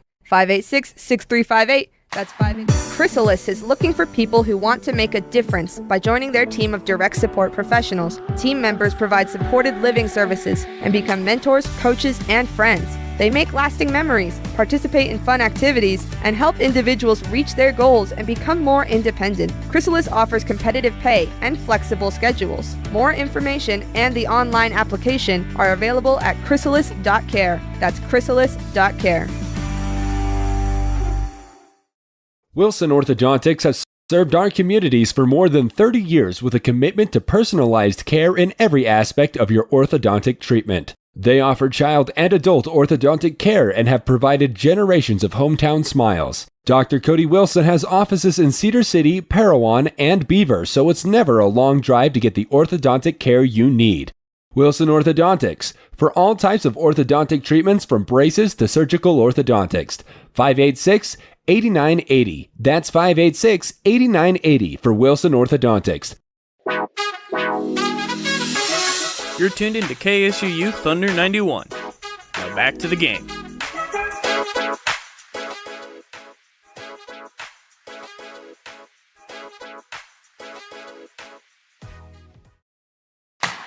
Chrysalis is looking for people who want to make a difference by joining their team of direct support professionals. Team members provide supported living services and become mentors, coaches, and friends. They make lasting memories, participate in fun activities, and help individuals reach their goals and become more independent. Chrysalis offers competitive pay and flexible schedules. Welcome you back More to information Beaver High and the School, online home of the application are available Beavers. at They chrysalis.care. trail That's chrysalis.care. in this August 21st matchup. Wilson But we're gonna swing it Orthodontics has down to served our sideline communities for reporter, more than Kira 30 Orton years on with the a commitment to sideline. Kira, take it personalized away. care in... Well, last year when these two teams met up on August 21st, Beaver took the win 33-30, despite trailing all the way up into the fourth quarter, proving this team knows how to make a comeback. And we saw a little bit of that spark early on in the first quarter when they answered San Juan's opening touchdown. So for Beaver fans coming in the second half, they're going to hope to see a lot more of that spark if they want to get that first win here at home tonight. Back to you guys. Thank you as always, Kira. You're absolutely crushing it down there. 31-14, like we said. Sure, we're going to see a lot more of Bo Yeomans airing it out this half. You got a little bit of a lead. We saw his 389-yard performance last week. Got 2 touchdowns, 3 picks, a clean turnover game for both sides so far, if I'm not mistaken. Brig Palmer's had a great game so far. led the team in rushing and receiving last week and had 2 touchdowns. He had 231 receiving yards last week out, Noah. Beaver had 176. 112 of those yards came from senior Emmett Lurth. Davis Carter only threw for 139. So this is a team that gets a lot of guys involved, the Beavers. They really try and get everybody involved here, whereas the Broncos seem, as coming into this, you thought maybe it was going to be another 2-headed, kind of titan here, Bo Yeomans, Brig Palmer, but they've gotten a couple other guys involved, some real deep shots, some big momentum swinging plays. I expect to see a lot more of that in the second half. What are your thoughts, Noah? Yeah, I think San Juan, they're going to keep the gas pedal going. I wouldn't be surprised if we see another 40-plus yard touchdown, but let's look back at our keys to the game. Beaver, no big plays. What did they just allow at the end of the first half? They didn't just allow a big play. They allowed a huge play, a momentum-shaking play, and I really wasn't proud of Beaver's coaching at the end of the first half. So I think if you're Beaver, you have to score right here. If you do not score on this drive, I think you just pack up and go home. Beaver, you have to. What are your best plays, your best schemes, your best approaches to attack San Juan's defense? Emmett Lurth, Davis Carter, a little bit of Bradshaw maybe. Get it to your guys that can make plays. Their offense stalled out at the end of the first half. So whatever you got to do on offense, and I think it's that trickeration pass game. I think they need to look more over the middle. They didn't explore that in the first half at all, but I think it needs to be done. Clearly, the eye candy's not working. Leaking guys out the backside and trying to throw a reverse.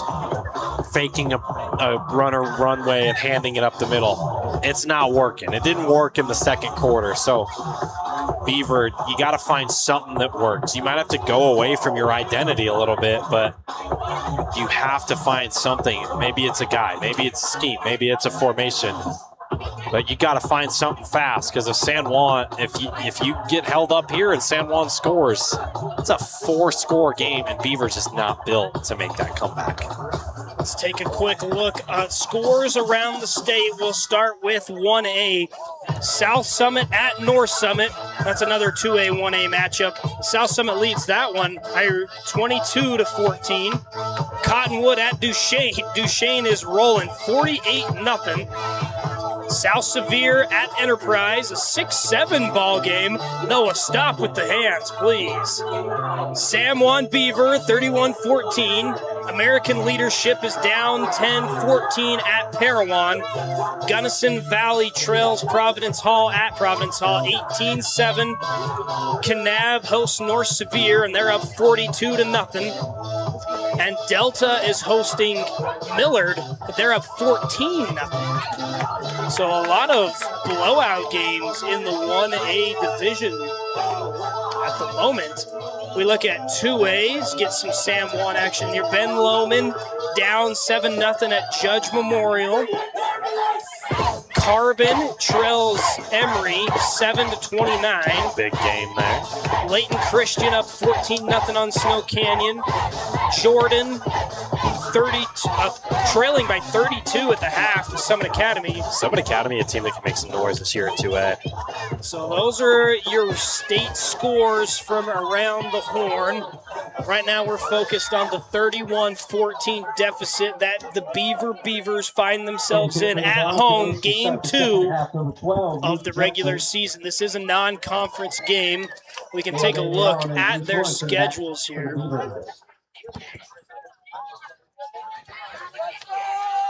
The Beavers schedule, they'll be at Emory versus Duchesne, another one at home, and then they'll be at Millard. And for San Juan, Kanab, Summit Academy, and South Summit is what they got coming up for them. Beaver is not a great return. They're going to start at about, what is that, Noah, the 14? Yeah, he slipped when he was trying to pick up the ball. And it's 3-game stretch for San Juan. You got Kanab, who is the defending 1A champion. You got Summit Academy, who is a team that I think that's going to be the state championship game, San Juan and Summit Academy in 2A this year.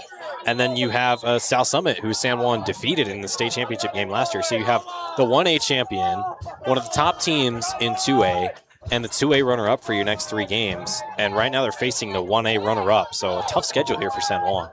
They'll be on the road, then 5 straight at home. Here's a handoff for the Beavers from De Leon up the right side. A pickup of maybe 1. 2nd and 9. This is what Beaver can't get into. They can't get into these behind the sticks, as they call it. 2nd and 9, 3rd and 7, 2nd and 11. They need 3rd and 1s, 3rd and 2s, 2nd and 3s, 2nd and 4s to kind of survive in this game. We appreciate everybody tuning in for the Bullock Drug and Township Pharmacy halftime. A better pharmacy, a better experience. We are now on the Pioneer Floor Coverings 3rd quarter, here to answer any questions about your flooring. Davis Carter goes under center, rolls to his right side, looks left, fires deep for Lurth, unable to connect. Tight coverage from the Broncos. Yeah, really, really good coverage by Quincy Singer. He did get burned by Lurth on that 3rd and 28 in the first half, but since then he's been really, really good. They looked like they were going to run. Usually when they go to that double motion to the left side, they like to run it that way. But they leak someone out the back, and Quincy Singer didn't have any of it. Great coverage there. Let me ask you this, Noah. As being from San Juan, to fire you guys up, do you guys watch the Spirit movie? I believe I have never seen that movie. How about that? The most legendary Bronco, and you've never seen it. Carter takes a snap, looks over the middle, rolls to his right side, trying to find some help, just lobs this one out of bounds. Nobody home to answer the door. Really, really good pass rush there from San Juan on both plays, actually. What we do watch to get fired up, every man has seen the video, Here Comes the Boom, to the music with the big hits. Everyone's seen that video. I've got my wife here running the camera tonight, the beautiful Aspen, and I as soon as I have a son, the first thing we're doing is sitting on the couch and watching Here Comes the Boom, followed by Tavon Austin highlights from West Virginia. Right. He will be a multi-sport athlete and probably in the Hall of Fame, maybe even multi-sport Hall of Fame. We'll see. First ever? Yeah. A punt from the Beavers was 4th and 9, so De Leon sends it back. A nice punt that's going to roll out to about the 35-yard line where the Beavers will down it. Palmer doesn't want to attempt it, and that's where they'll take over on offense. And it's a sad reality that a punt is the best play that happened on that Beaver drive. Look, 1st down, they run it up the middle for 1. 2nd down, you throw to a guy with 1 option, and 3rd down, your line gets washed out. That was a drive maybe we didn't put enough emphasis on. They needed to go get something on that play, and just the Broncos suffocated them. Even better from San Juan. Coach C always emphasizes getting a stop after halftime, and there's not much better stop than a 3-and-out while allowing 1 yard. So here comes the Broncos. Yeomans takes the shotgun snap, fires to the right side. A connected pass picks up more than 8. Receiving on the play, Noah, was your man, Randall Black. Yeah, nice.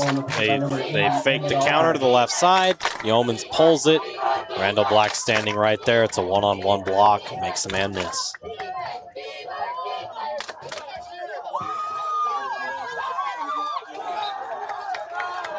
There's a 1st down pickup. Just kind of a get the 1st down play. Little run to the left side. Nice run there by Brig Palmer. Palmer is one of the better running backs San Juan's had in a storied line of running backs. He'll get the handoff again, going left side. He's got room and a whole lot more. That's going to be a horse collar if they catch it. They don't. A big pickup of 20 yards. I think he got enough of the jersey. And you were talking about San Juan's running backs. Their running back from last year, Jagger Nieves, he's at Utah Tech. Zach Conway, the one before that, he had a chance to go play college ball. Jagger holds the Utah record for total season touchdowns. He does indeed, and 2 great seasons for San Juan. Palmer gets a shovel pass up the middle this time, cuts back to the outside, 1st down and a change. Little Patty Mahomes action there on the shovel pass, the fake handoff to Randall Black. Tell you what, it's nice knowing another Chiefs fan that's not a Chiefs hater. It's a big sigh of relief. I miss the days of Prime Kelsey with the shovel pass.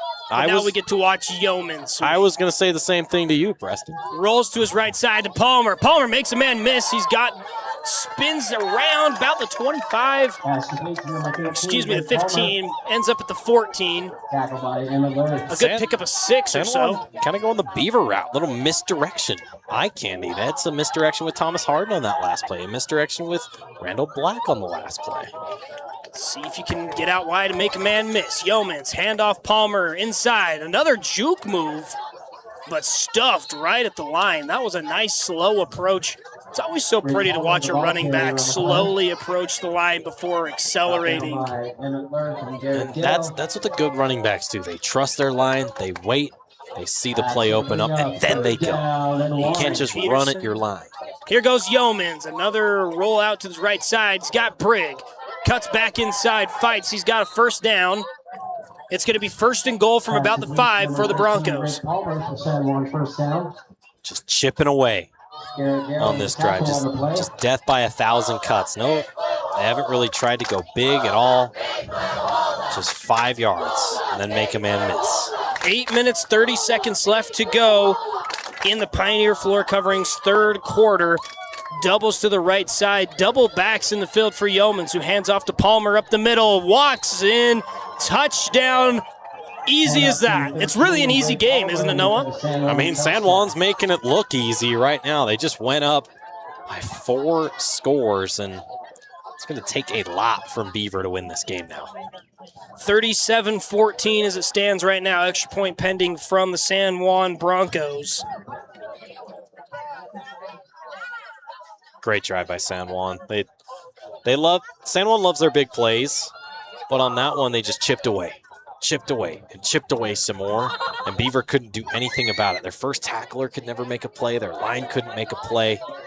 And San Juan was just happy picking up 5-10 yards every time. If you're confused because both teams are wearing blue, the ones with the yellow helmets are the San Juan Broncos. Blue and white is Beaver. That kick is square up through the middle. Extra point good. 38-14 as it stands right now. Beavers will get an opportunity to make something happen on offense. We'll step aside for one moment and we'll be back for more 3rd quarter action here on Thunder 91.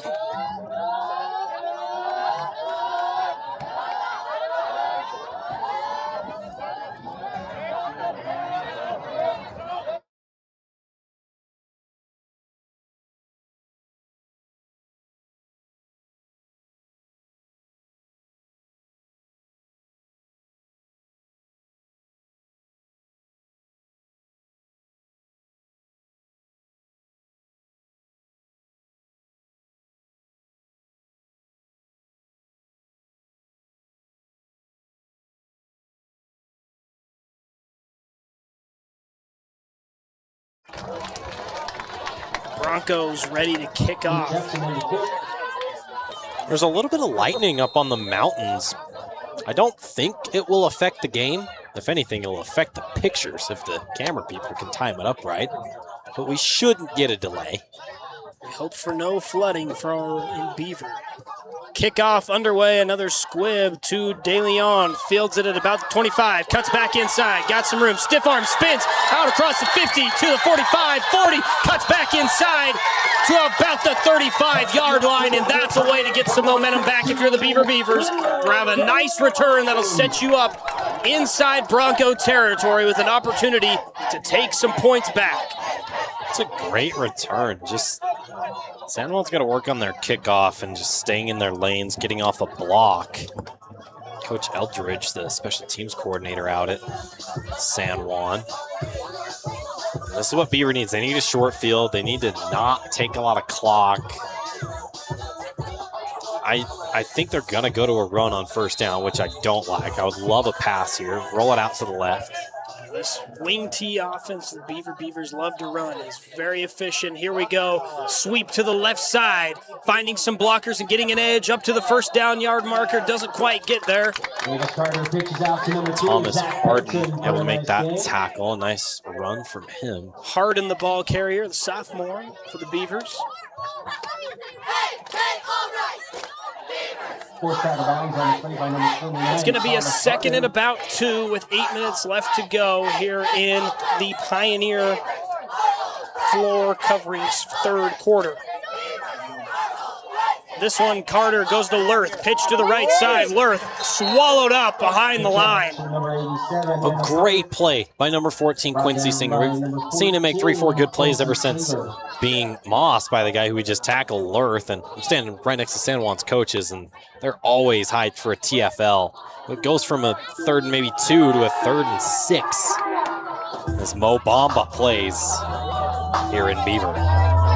Student section getting into it, trying to juice up their team a little bit. Beaver right now, they'll take anything they can get. Obama signed a contract with the Jazz. He's going to be there sporting the purple this year. Here goes Carter. Quick pitch to De Leon on the left side. He's got a little bit of room, picks up the first down by the length of a football, tackled out of bounds. And a pitch out to Leo De Leon. San Juan number 99 was there. He just couldn't get enough of him to make the play. So there's another lightning strike in the background. They say he didn't pick up the first down, so it's going to be 4th and inches from the 30-yard line. They got to go to about the 29, it looks like. Coach Marshall screaming something at his team. Carter's going to go under center. He's got 3 backs in the backfield.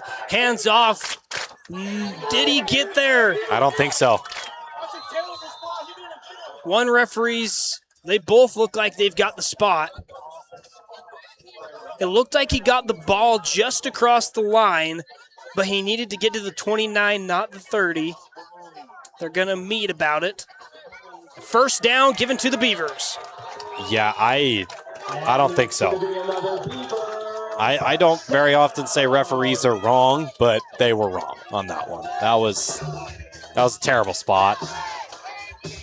Very close call. Stripes call it as they see it. We don't have replay here in high school football, and they see it closer than I do, but I don't think he got there. A tough job. That's the only job in sports, Noah, that I do not want. I do not want to be a referee. I did it a little bit for rec league, and that was enough for me. Carter goes under center. They got a jump movement on the left side of the line from the Beavers. That's going to back them up. Somewhere, someone is saying ball don't lie. As 26 gets subbed off. It was 55 for Beaver. Garrett sure Gale? Who that would have been, could have been. 1st and 15 now, and Beaver, a team that cannot live behind the sticks. 6 minutes left to go. It's going to be 1st and 14. Carter goes shotgun, doubles to his right side. Hand off the middle, swallowed up by the Broncos front line. Zachary Benson had nothing. Absolutely nothing. The Broncos, since the end of the first quarter, they have absolutely dominated the battle in the trenches, and now it's 2nd and 15, a place where you just don't want to be if you're Beaver. Keelan Hutchins making the big play there. Plays a little bit of tight end as well, big number 99. Here comes Beavers, 2nd and 14 to go. 5:30 left in the ballgame. Carter takes shotgun snap, runs it up the middle himself. Pickup of about 5. Not going to be near enough for the first down. Sets him up for a 3rd and 12.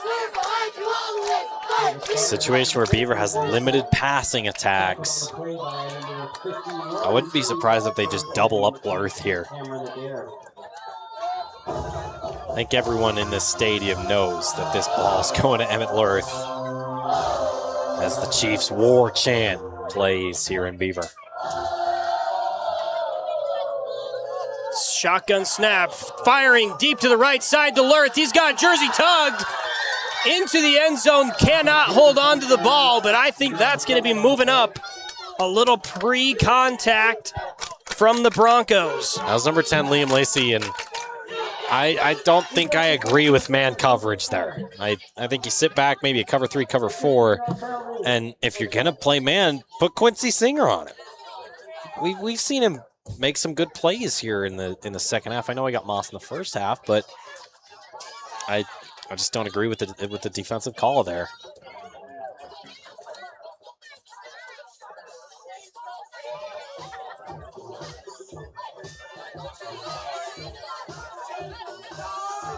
Everyone in the stadium knew that ball was going to Lurth. Carter just threw it up to him. And a good shot, a good effort. Yields some results. 3rd and 10, timeout on the field.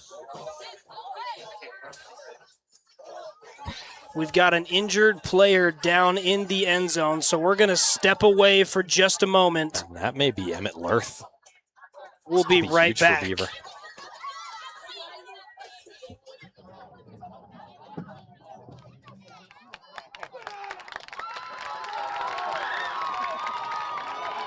for number 87, Emmett Lurth. We hope he's okay.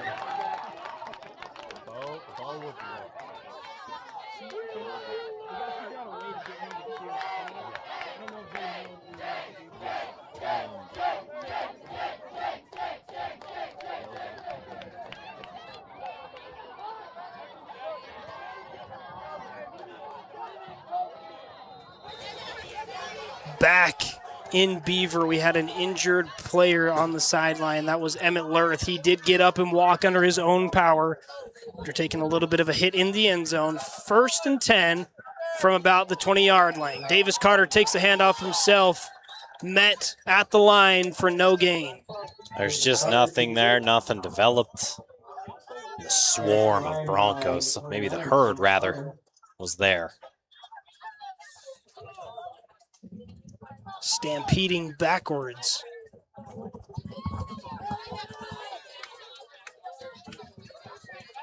We'll see where Beaver goes here on 2nd and 10. And without your top receiver, things get a little bit trickier play call-wise. Who's going to be the next man to stand up for the Beavers? You got a 2nd and 10, 4 minutes left to go in the 3rd quarter. You trail 14-38. You got to get some points on this drive. Especially after the PI call. Rolling to the left side was De Leon, met and dropped. Some more runs, and Beavers cannot produce anything. They're going to be faced with a large 3rd and 13 now. Another great play by number 0, Staley Dandy. Just flying in, making the play, making him do a little front flip. And 3rd and 12, a place that Beaver does not like to be. Student section trying to rejuice the team. They haven't been as juiced in the second half. It is hard when you're down. Carter takes a snap, looks right, fires into the end zone. He's got a wide open man, but he can't connect. In the back of the end zone was Zachary Benson, but could not get there. There's another flag out. And that was as good an opportunity as any. Benson, a little bit shorter than his main man, Emmett Lurth. Might have thrown that ball for him. Illegal helmet contact, number 99. You have to distance to the goal. Illegal helmet contact from Kalen Hutchins. And another freebie for Beaver. That's the second one on this drive. 1st and goal, it'll make it. And yeah, the free first downs are great right now, but the rest of this, it's not sustainable. You don't want to rely on those calls. You got to go ahead and put it on your back and just go get some points here. Lurth is back in the ball game in the slot. Whistles from the sideline. We await the Zebras. And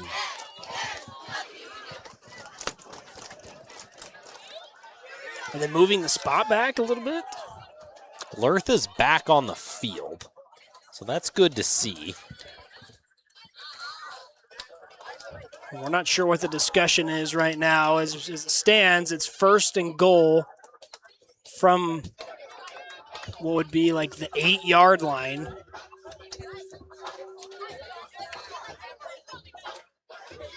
Both teams have all 3 of their second half timeouts.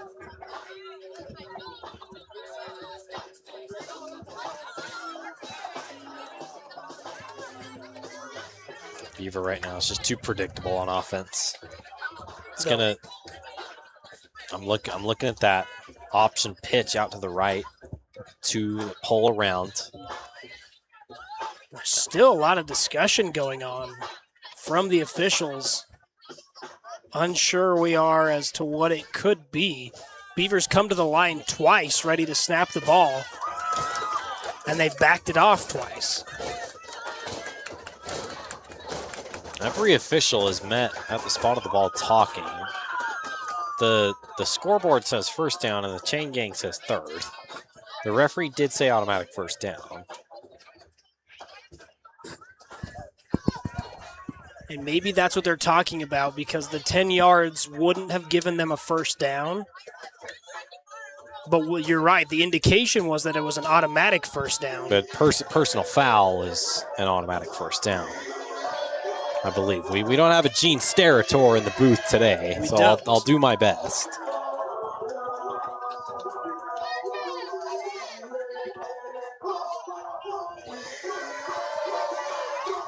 Beavers PA trying to get some juice into their players.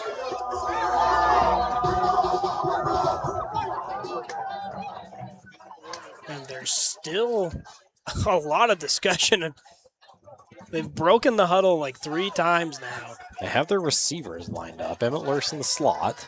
So it looks like they're sticking with the third down, saying not automatic first.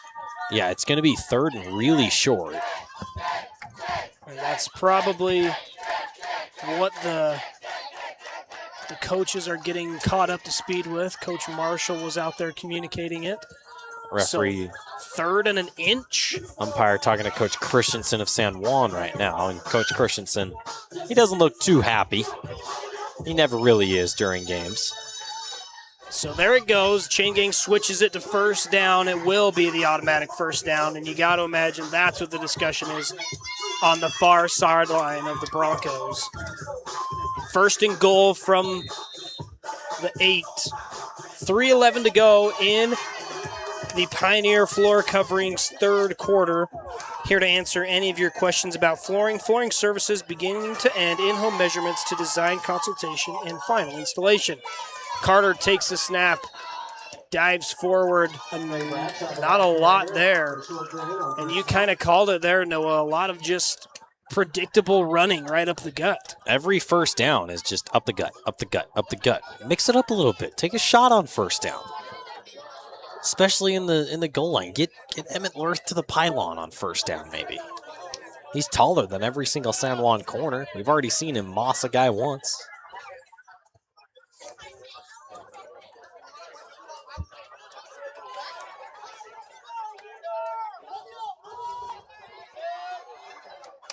So here comes the snap. Dropping back, finds a guy wide open in the end zone. Beaver tacks on 6 more. Touchdown, Davis Carter to Drew Sorensen.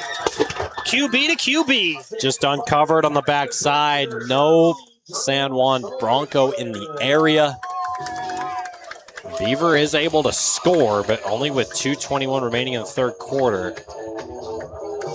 And this is a big 2-point conversion. They have to get 3 touchdowns, 3 2-point conversions since it was a 24-point deficit. So if they don't convert this, it's still a 3-score game. Trailing by 18 here in a non-conference game. Carter takes a snap, rolls right. Looking for some help. Nobody there. Throws a pick in the end zone. Flag down. Could it be another illegal contact? He was trying to go back across his body. He just didn't even see Harden.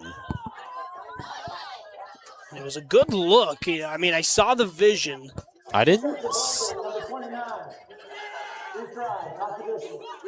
So an illegal contact. The Beavers will get to try again, half the distance from the goal.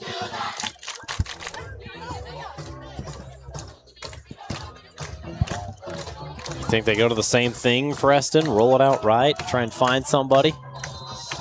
It might be the same play. I don't know if they roll it right or left. I'm assuming they're going to go left because that's where Lurth is going, and they've got no receivers out right. They may run this. Watch 13 lead blocking. Carter takes a snap. Quick pitch to De Leon. Gets in stiff arm, slides inside. 2-point good. Beavers 22-38. Nice little pitch there. We've seen San Juan and Beaver both go to it. The lights are going crazy for the Beavers, a tradition. Late scores. San Juan would love nothing more than to take 4 or 5 minutes off the clock here and score on the way. Another drive maybe similar to the last, just chip away, 5-10 yards every play. You don't need deep shots if that's what Beaver's going to give you. Whether you're joining us on the YouTube stream or on the radio for Thunder 91, we thank you for joining us in the Brad's Food Hut broadcast booth. We're having a great time. We hope you're having a great time. My main man, Nathaniel's back in the studio, making all the magic work. Kira Orton on the sideline, Noah Olson up here with me. And for the first time, and probably the last time, my smoking hot wife Aspen's here too.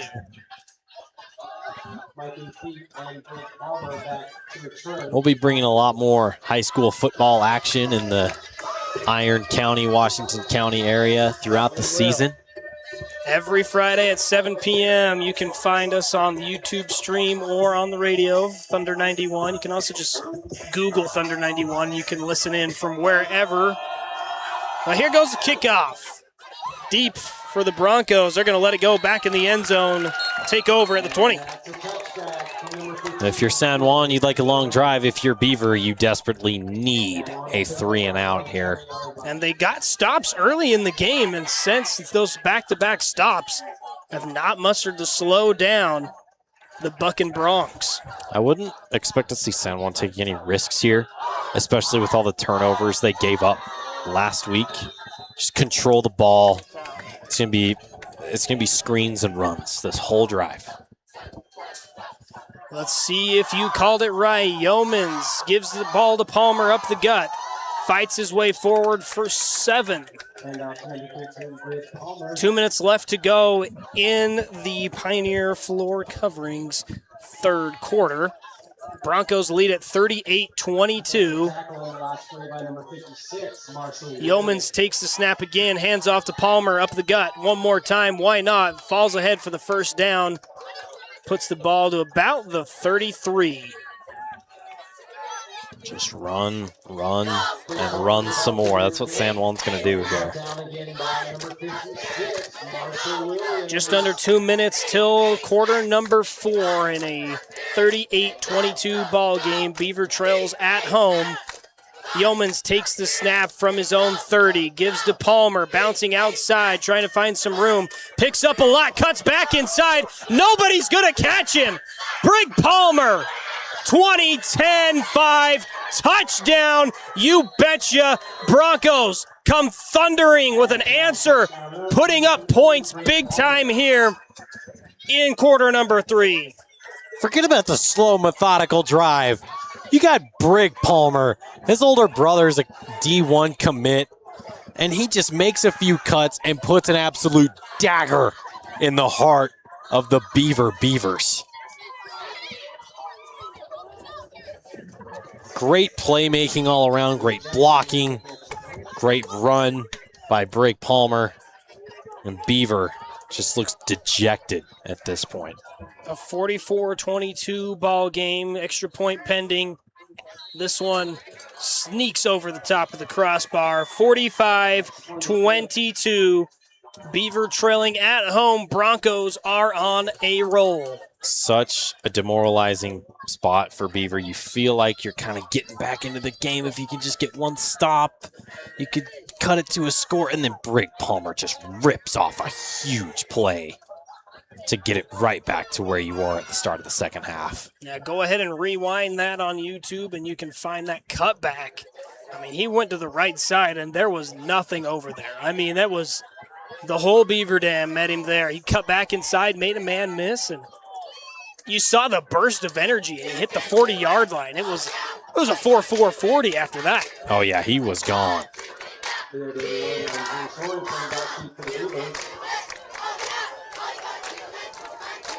Now, if you're Beaver, you feel like you need to go quick. Kickoff squibbed once again. This time return from Beaver going up the right side. He's got a couple of blockers. He's not going to make it to half He's got it up to the 35-yard line. Nice tackle by number 54, Cal Crofts. On the kickoff, came up from behind, got him by the legs.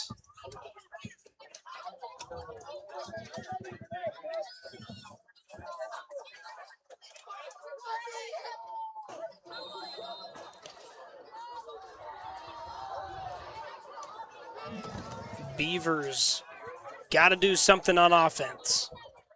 Carter in the shotgun. Lurth out left. He takes the snap himself, runs up the gut, met instantly after a pickup of 1. Like I said, too predictable. What are they going to do on first down? Run it up the middle. You wonder if they're a little cautious to throw it to Lurth. He's obviously good enough to go back in the game, but we haven't seen him get involved since his collision in the end zone. I don't think they can afford to be cautious right now. The time is dwindling down here in the third quarter, and you're down by 3 scores. You can't afford to be cautious. Both teams fighting for win number 1 on this early season. Carter rolls to his left side, finds Lurth, speak of the devil, and he skips ahead for a 15-yard pickup.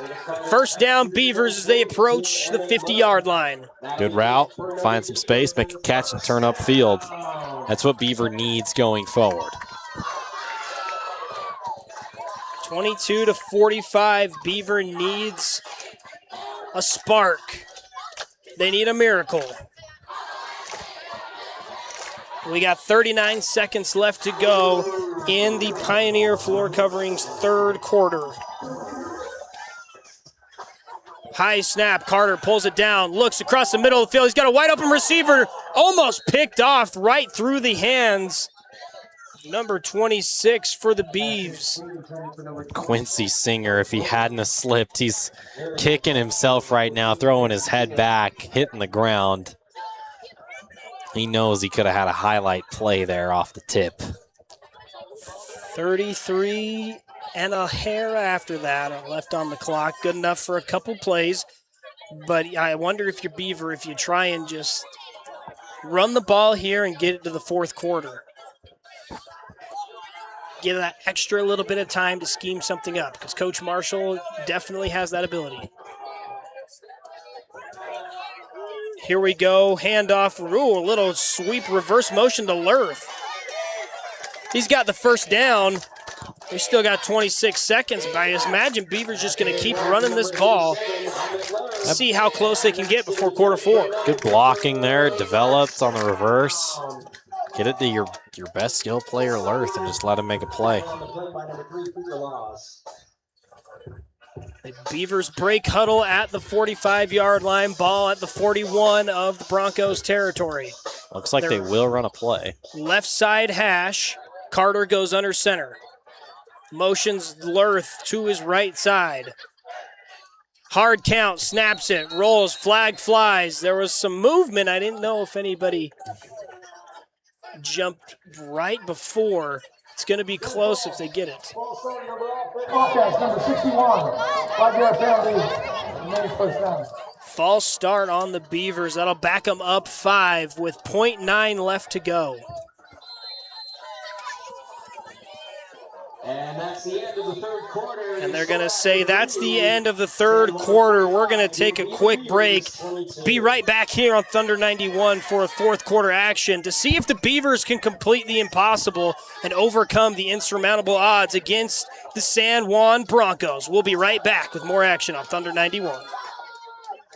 Chrysalis is looking for people who want to make a difference to join their team of direct support professionals. You can become a mentor, coach, and friend to individuals with intellectual disabilities. Help them reach their goals, become more independent, make lasting memories, and participate in fun activities. With competitive pay and available shifts during the day, evenings, weekends, and overnight, Chrysalis is flexible and can work with your schedule. More information and the online application are available at chrysalis.care. That's chrysalis.care.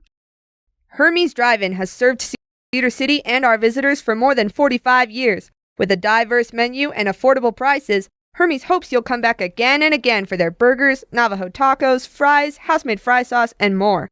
Located just north of the City Park on Main Street, Hermes also offers shakes, soft drinks, and a weekly special. All roads lead to Hermes Drive-In, a proud sponsor of our local. The Beavers trail big time, 22-45. Carter takes a snap, rolls to his right side, looking for some help, fires that ball deep down. A beautiful pass. A flag flies, but a beautiful completion on the right side of the field.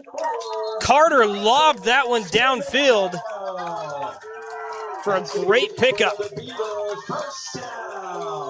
Number 84 in blue is not listed on my roster, but it was a great catch.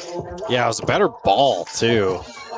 Just dropped it right in. Was able to make a nice catch. And there's a flag on the field as well.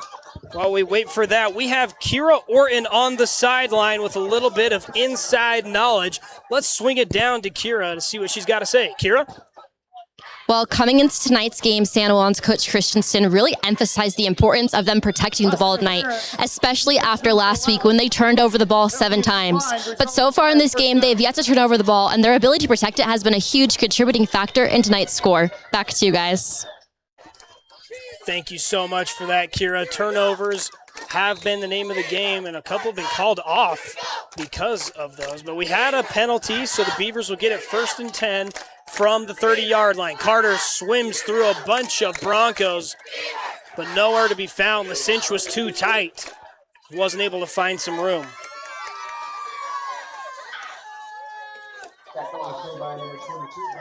A huge shout out to Kira Orton on the sideline. She does a great job both for us here at Thunder 91 and for SUU on game days, SUU football on ESPN Plus. She does a great job with the crew out there.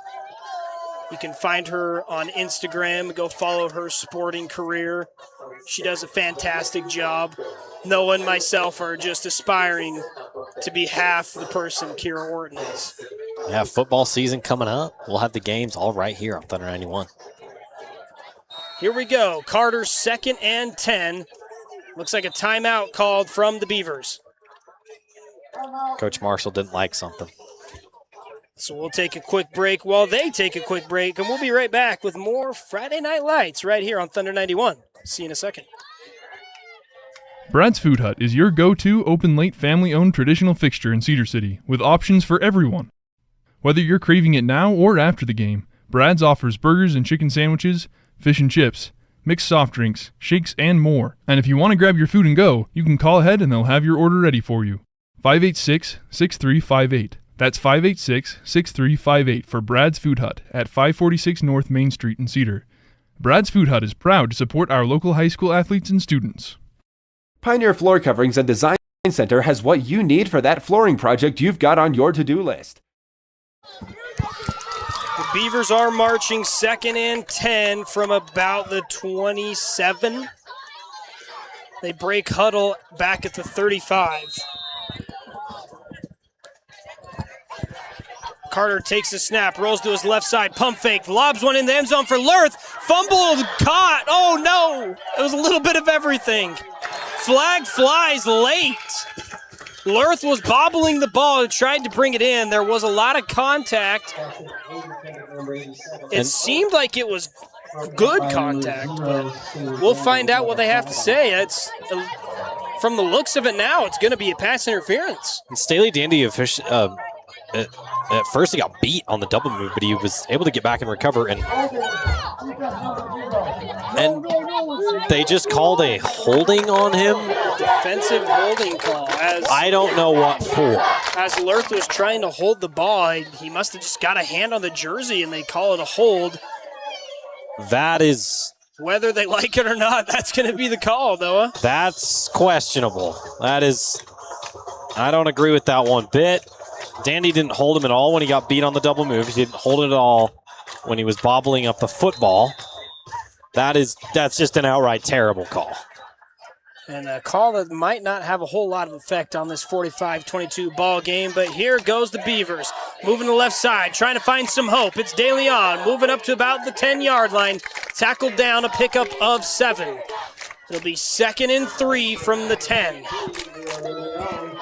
Good pitch out, get some blockers, pick up 5. 6, rather. That's what Beaver likes to do.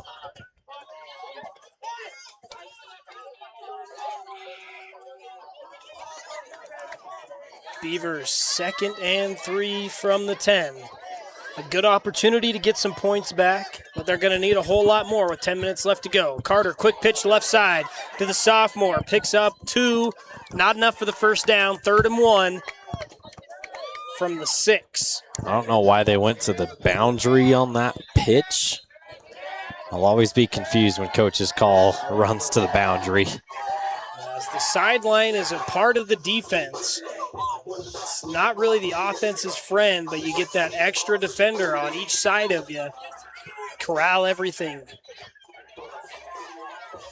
We've got another Beaver who's injured down on the sideline. I think he's just cramping. They're stretching him out right now. We'll take a quick step aside and let the trainers do their thing. Be right back with more football on Thunder 91. Brad's Food Hut is proud to help bring this high school sports broadcast to you. Before the game, after the game, or any time, Brad's offers your favorite burgers, fish and chips, turkey and chicken sandwiches, shakes, soft drinks, and more. Located at 546 North Main Street in Cedar City, Brad's has been feeding locals and visitors alike for almost 40 years. For a quick bite or to feed the whole family, Brad's offers a range of options, and if you call ahead, they can have your order ready for you. 586-6358. That's 586-6358 for Brad's Food Hut. Pioneer Floor Coverings and Design Center has what you need for that flooring project you've got on your to-do list. Whether you need a little help or a lot, Pioneer Floor Coverings and Design offers flooring services from in-home measurement to design consultations and final installation. Located at 1166 South Sage Drive, they offer carpet, hardwood, and a variety of waterproof flooring, plus custom area rugs, carpet restretch service, and flooring repairs. In the Providence Center and online at pioneerfloor.com. You're tuned into KSUU Thunder 91. Now back to the game. Welcome back inside the Brad's Food Hut broadcast booth. We welcome you to the Wilson Orthodontics third quarter. Generations of hometown smiles serving our community for more than 30 years. Here comes Beaver. Snap up the middle, trying to find some room. It looks like he's going to have the first down. First and goal from maybe the 5. You guys didn't see it, but during the break, Coach C was having a lot of words with the umpire. And Staley Dandy currently questioning the referee on why he was called. Stay tuned for our post-game wrap-up where we'll have the player of the game brought to you by Bullock Drug and Township Pharmacy. And Kira Orton will be standing by with what is sure to be a great interview. We still got 9 minutes left to go. 22-45 ball game. First and goal from the Beavers at the 5 of the Broncos. An opportunity to score and close the gap, although it's a big one. Beaver could cut it to 2 possessions here as we're going to see another timeout. We will have another timeout on the field. This time I believe it was from San Juan. No, it was from Beaver. Another Beaver timeout. So just 1 left for Beaver. With 9 minutes left to go, they stop the clock. They want to get this one right. So we'll hear from Chrysalis and Wilson, and we'll bring you right back, right here on Thunder 91. Chrysalis is looking for people who want to make a difference by joining their team of direct support professionals. Team members provide supported living services and become mentors, coaches, and friends. They make lasting memories, participate in fun activities, and help individuals reach their goals and become more independent. Chrysalis offers competitive pay and flexible schedules. More information and the online application are available at chrysalis.care. That's chrysalis.care. Wilson Orthodontic. Beavers take the snap, this time trying to find something up the middle, but nothing's there for him. Might even be backed up a little bit.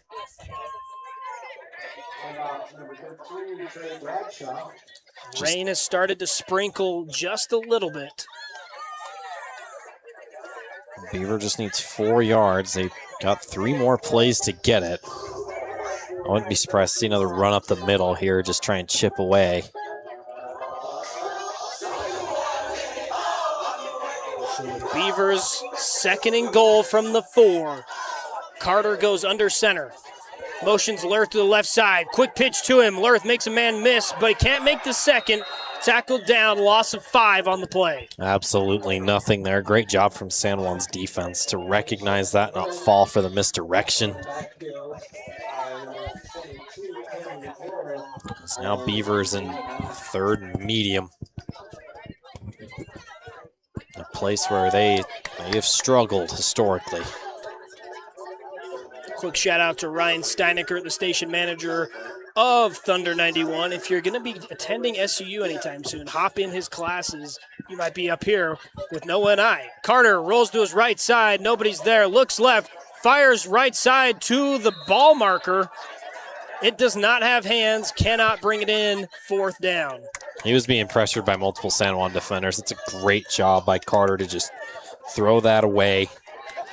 Felt the hot steam breathing down his neck as he was rolling right, trying to have Lurth create some space. Beavers getting a little one-dimensional here in the 4th. They're going to need to switch something up if they want to strike. Need to score here. So it's a 4th and goal from the 7-yard line. 7:45 left to go. They trail 22-45. Lurth is going out wide where he likes to be. Carter in the shotgun. Takes a snap, rolls right, looking for Lurth. He's got the man. Can he connect? No. The first turnover on downs of the night.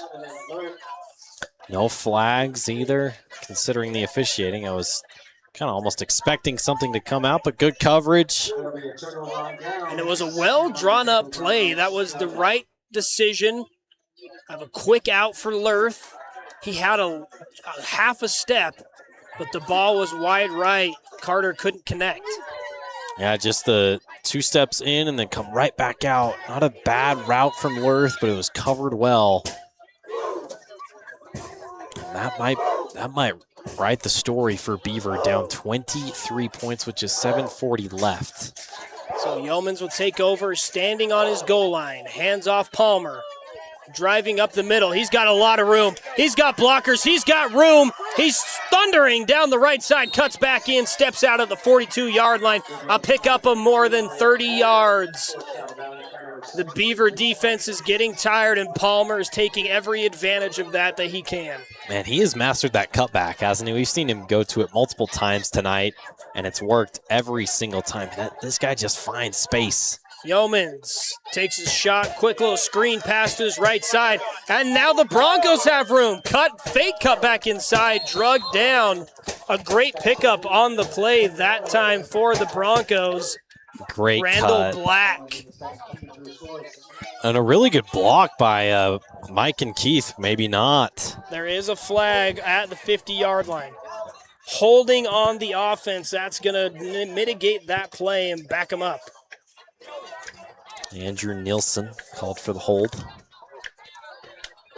Now the chain gang had already moved.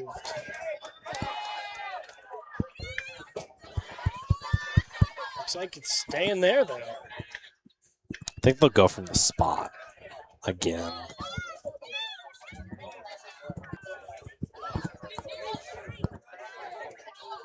So the ball will come back to the 40-yard line, 1st and 10. Looks like it's actually at the 41.5. Shotgun snap for Yeomans. Handoff to the right side, trying to find some daylight, a 1st down and a little bit more. That was Thomas Harden. Thomas Harden, the ball carrier. He's had a few touches tonight. He's been able to do a lot with what he's had as he gets subbed off. Another big offensive performance from the Broncos today.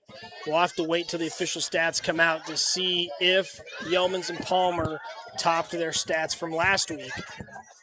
Palmer definitely has. Palmer on the right hip of Yeomans.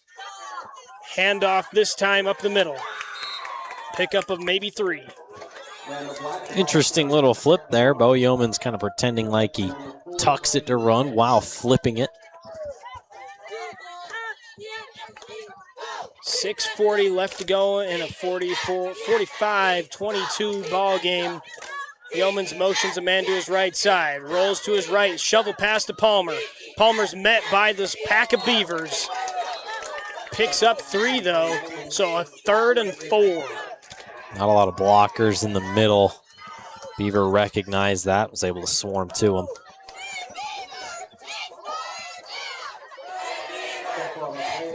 Reminder to stay tuned for the post-game player of the game presented by Bullock Drug and Township Pharmacy. We'll have some thoughts after the game as well. With 6 minutes left to go, Yeomans takes the snap. Gives it to Palmer again, going up the middle. Another big run from Palmer. Tackled at the 30-yard line, a gain of 10, maybe 12. Really good run from Palmer. Gets to the line, stutter steps, waits for the hole, and then he goes, picks up the first down. Got a Beaver with his helmet off, coming off the field. That's Marshall Williams. Comes off the field, kind of just shakes his head. It's just what we're seeing right now from the Beavers, just dejected. Yeomans has got backs on both sides. Palmer takes it up the middle once again. Why not? It's worked so well. Another first down. If it ain't broke, don't fix it. Brig Palmer breaks 2 tackles and then it takes 3 guys to bring him down. This guy, he's going to be a force to be reckoned with for the next 2 years. He's just a junior.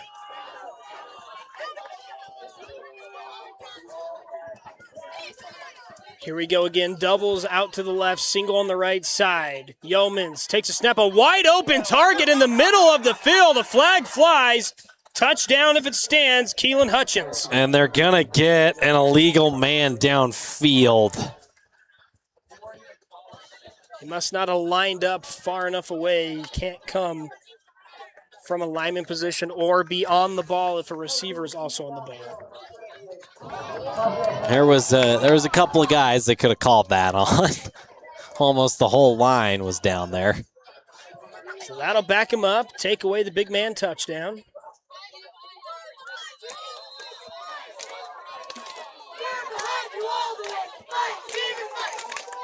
Beaver defense, got to make a stand. If there's any hope with 5 minutes left. Same formation for the Broncos. Doubles left, single to the right side. Palmer on his hip takes the handoff up the middle. He's got blockers. He's got a cut back. He trips but stands back up, fights his way down to the goal line, reaches out the arm, and it's going to be short. Sensational balance there from Brig. Doesn't go down after that first hit, makes another cut, and just comes up a little bit short. Palmer wants some more touchdowns, and if they repeat the same formula, which they do, he's going to have another. Palmer in, touchdown Broncos. That is going to push it out of reach for the Beavers. San Juan's going to get some sweet, sweet revenge from last year. 51-22. 4 minutes, 48 left to go in quarter number 4. Extra point on the way for the Broncos.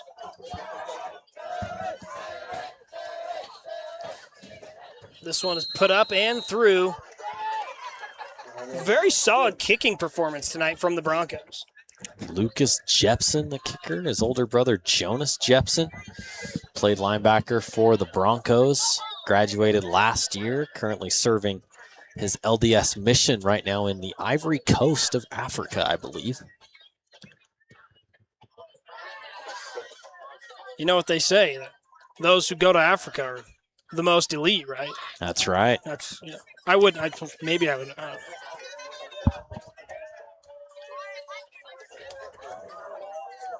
I feel like my wife picked a good one, you know. Fun fact, I proposed on the cliff so that if she said no, which she didn't, but she wouldn't have any other option. Here's the kick to the Beavs. Moving to the left side, trying to find some blockers. He does have some room. Met at the 32, brought down. Beavers will start at the 32-yard line. 4 minutes, 40 seconds. Beaver would need to score 4 times. It's just Out of reach as of now for the Beavers, barring something insane.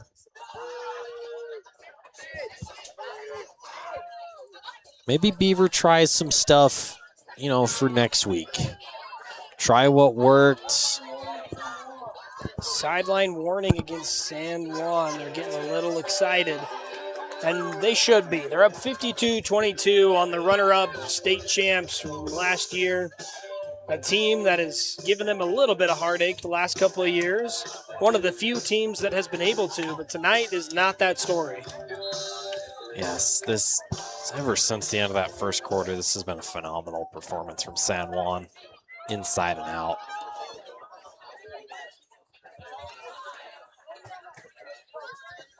A good dive ahead for the Beavers, pickup of 9. Turf Monster might have got him there. Pickup after a nice gain of 9 yards. Now, obviously, our player of the game is probably going to be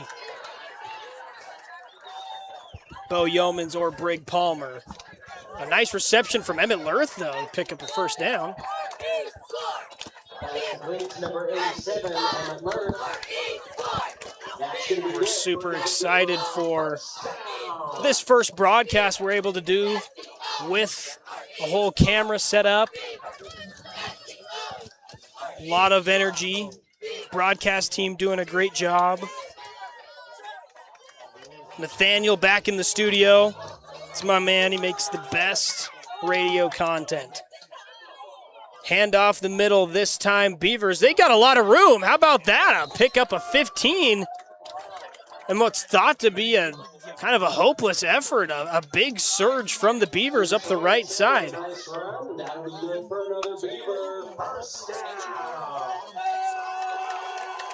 Beaver still trying to fight, down 22-52, a 30-point deficit.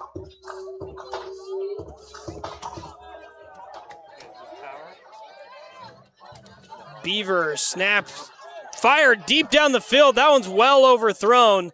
A good look for Lurth, but Carter unable to connect.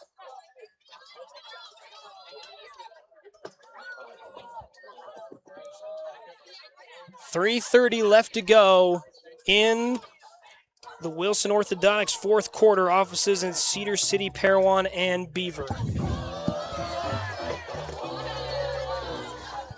Stay tuned. We'll have a post-game interview with Bo Yeomans coming up with Kira. A nice dive ahead for the Beavers. Making some offensive headway right now, but they probably could have used this 2 quarters ago. Tackle on the play by number 62.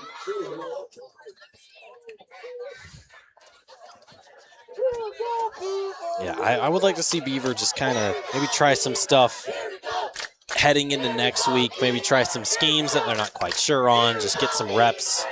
Maybe plays that they just run in practice. Quick snap, bobbled though. It was almost a butt fumble. Clearly they need some practice as we had a couple of guys run into each other. And you got to think at this point, when do you start pulling the ones just so you stay healthy on both sides? I think it's about now. The game's clearly out of reach. Maybe get the younger guys some reps. You'd hate to see one of your stars go down. I mean, Lurth already had a pretty radical drop in the end zone. You don't want him to get hurt anymore. A false start from Beaver will back him up 10. It's not going to help. It was 4th and 1. It's number 75, Jaden Erie. Just took a step.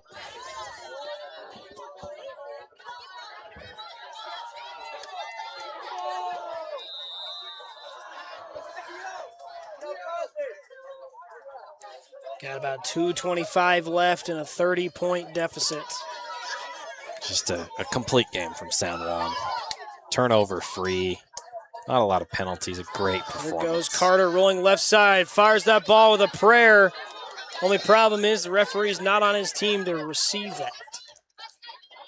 Yeah, his receiver stopped. I don't know what happened there. It was a little bit of a wobbly ball. Maybe he thought who's getting thrown out of bounds. But that's another turnover on downs from the Beavers. Absolute complete game from San Juan, from start to finish. Run game, pass game. Special teams was a little iffy at times, but they controlled the ball. Bo looked great. Brick Palmer looked great. Everyone just played a complete game. Yeah, Beaver made some plays, but every time Beaver made a play, they had a good drive. San Juan was right there, ready to just ground and pound, score a touchdown on the next drive. And, that wasn't the story for the first quarter was. It was back and back. Beaver had the lead. They came up with stops, and that's just going to knee the ball. Yeomans is just going to end this game. But right at the beginning, the Beavers actually came out with, I thought, more energy. And maybe it's just because of a road trip and you're playing at home, but Beavers started off really well. And it's a long bus ride for San Juan over from Blanding. But you're absolutely right. San Juan just ended up putting together a phenomenal game. There was the 2 drives that looked a little questionable, but after that, Brig Palmer, you just gave him the ball, let him get some space, and what a performance. Yeah, great performance all around. San Juan won the battle in the trenches, and then other than that, they just gave it to Brig and let him be him. It'll be interesting to see what the stats say when they come out, just to see what kind of totals we have. Palmer might have a 200-yard game. I think he might have a 300-yard game. Definitely in total yards. We'll have to. Really interested to see how it ends up. But nonetheless, however way it shakes out, a phenomenal game for the Broncos. A phenomenal game for Palmer. As Beaver will fall to 0-2. They got Emory next week. Yep. San Juan will go to Kanab. After that, they have a 5-game home stretch, which will be very beneficial for them. Yeah, especially for San Juan, where every game is just so far away. You're used to 4 or 5, and in some cases where there's a murderer on the loose. And yes, this is a true story. 10-hour bus rides, Preston. That is a long bus ride, and the game comes to a close. 52-22. The Broncos absolutely run away with it. No saddle, no rider, no problem at the end of the Wilson Orthodontics 4th quarter. Stay tuned for the post-game player of the game and presented by Bullock Drug and Township Pharmacy. We're thankful to everybody who joined us up in the broadcast booth, Brad's Food Hut. We're going to let the teams kind of shake hands as we await our player of the game. And now there's 2 guys that really stand out to us right now. We've got, obviously, Brig Palmer. We can't talk enough about. Bo Yeomans kind of slowed down in the second half because he really didn't need to do a whole lot. He just needed to hand that ball off and let it go. Great performances all around, but who are you going to go with as the Bullock Drug and Township Pharmacy player of the game? I know Brig had a great performance, but I think after Bo Yeomans, he threw 3 picks last week, and he just played a really great game. Played with control, played with fire, played with passion, played just very, very controlled, made big plays when he needed to, made a few plays with his legs when he needed to. So I'm going to go with Bo Yeomans for our player of the game. Just great poise at QB, and that's what you want to see from your quarterback after a kind of a rough performance. He bounced back brilliantly and led San Juan to a 30-point win in Beaver, which is stuff that not a lot of teams can do. Beat Beaver by 4 possessions on their own field. So San Juan picks up their first win of the new season. Beaver falls to 0-2. A lot to work on, though, and keep in mind this is not a region game, so this is a game that Beaver would have liked to win more than San Juan would have liked to lose, I would assume. But San Juan, an absolutely thundering performance here. We've loved being here in Beaver and been treated well. We are going to wait to get a sideline report, hopefully after the coaches meet, but we're going to step aside real quick. We'll be right back here for the post-game show. Don't go anywhere, folks.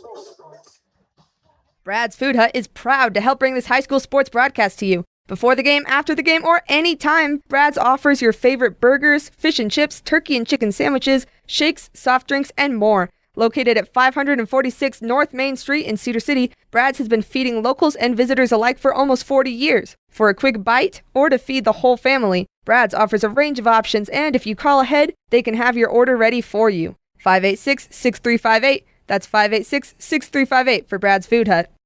Pioneer Floor Coverings and Design Center has what you need for that flooring project you've got on your to-do list. Whether you need a little help or a lot, Pioneer Floor Coverings and Design offers flooring services from in-home measurement to design consultations and final installation. Located at 1166 South Sage Drive, they offer carpet, hardwood, and a variety of waterproof flooring, plus custom area rugs, carpet restretch service, and flooring repairs. In the Providence Center and online at pioneerfloor.com. You're tuned into Post-game show presented by Bullock Drug and Township Pharmacy. Down on the sideline with us now is the player of the game, Bo Yeomans, with Kira Orton. Kira, let's hear from him. Well, first of all, congratulations. And what for you is the big week to help your team get the win? I think our biggest adjustment this week was our mentality. Like, we had to come in, like this big rivalry game playing at their house. We had to come in, we just had to want it more than they.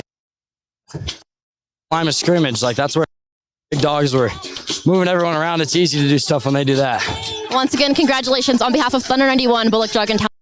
I'm going to give you a certificate, and we have a t-shirt for you. Congratulations. Thank you. Back up to you guys.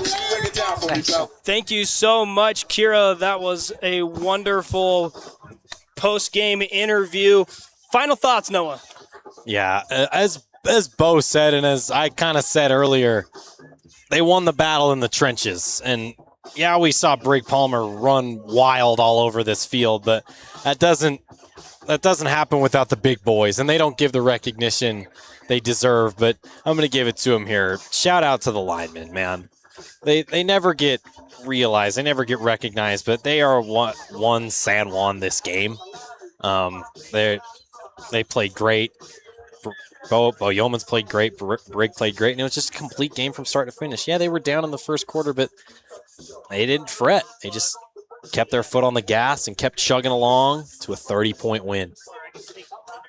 Beaver falls 0-2 to San Juan, 52-22. On behalf of the crew, with me here tonight at Thunder 91, Kira Orton on the sideline, Noah Olson up here with me in the booth, my wonderful wife Aspen helping us on the camera, and my man Nathaniel in the studio. We'll catch you next week for Friday Night Lights action right here on Thunder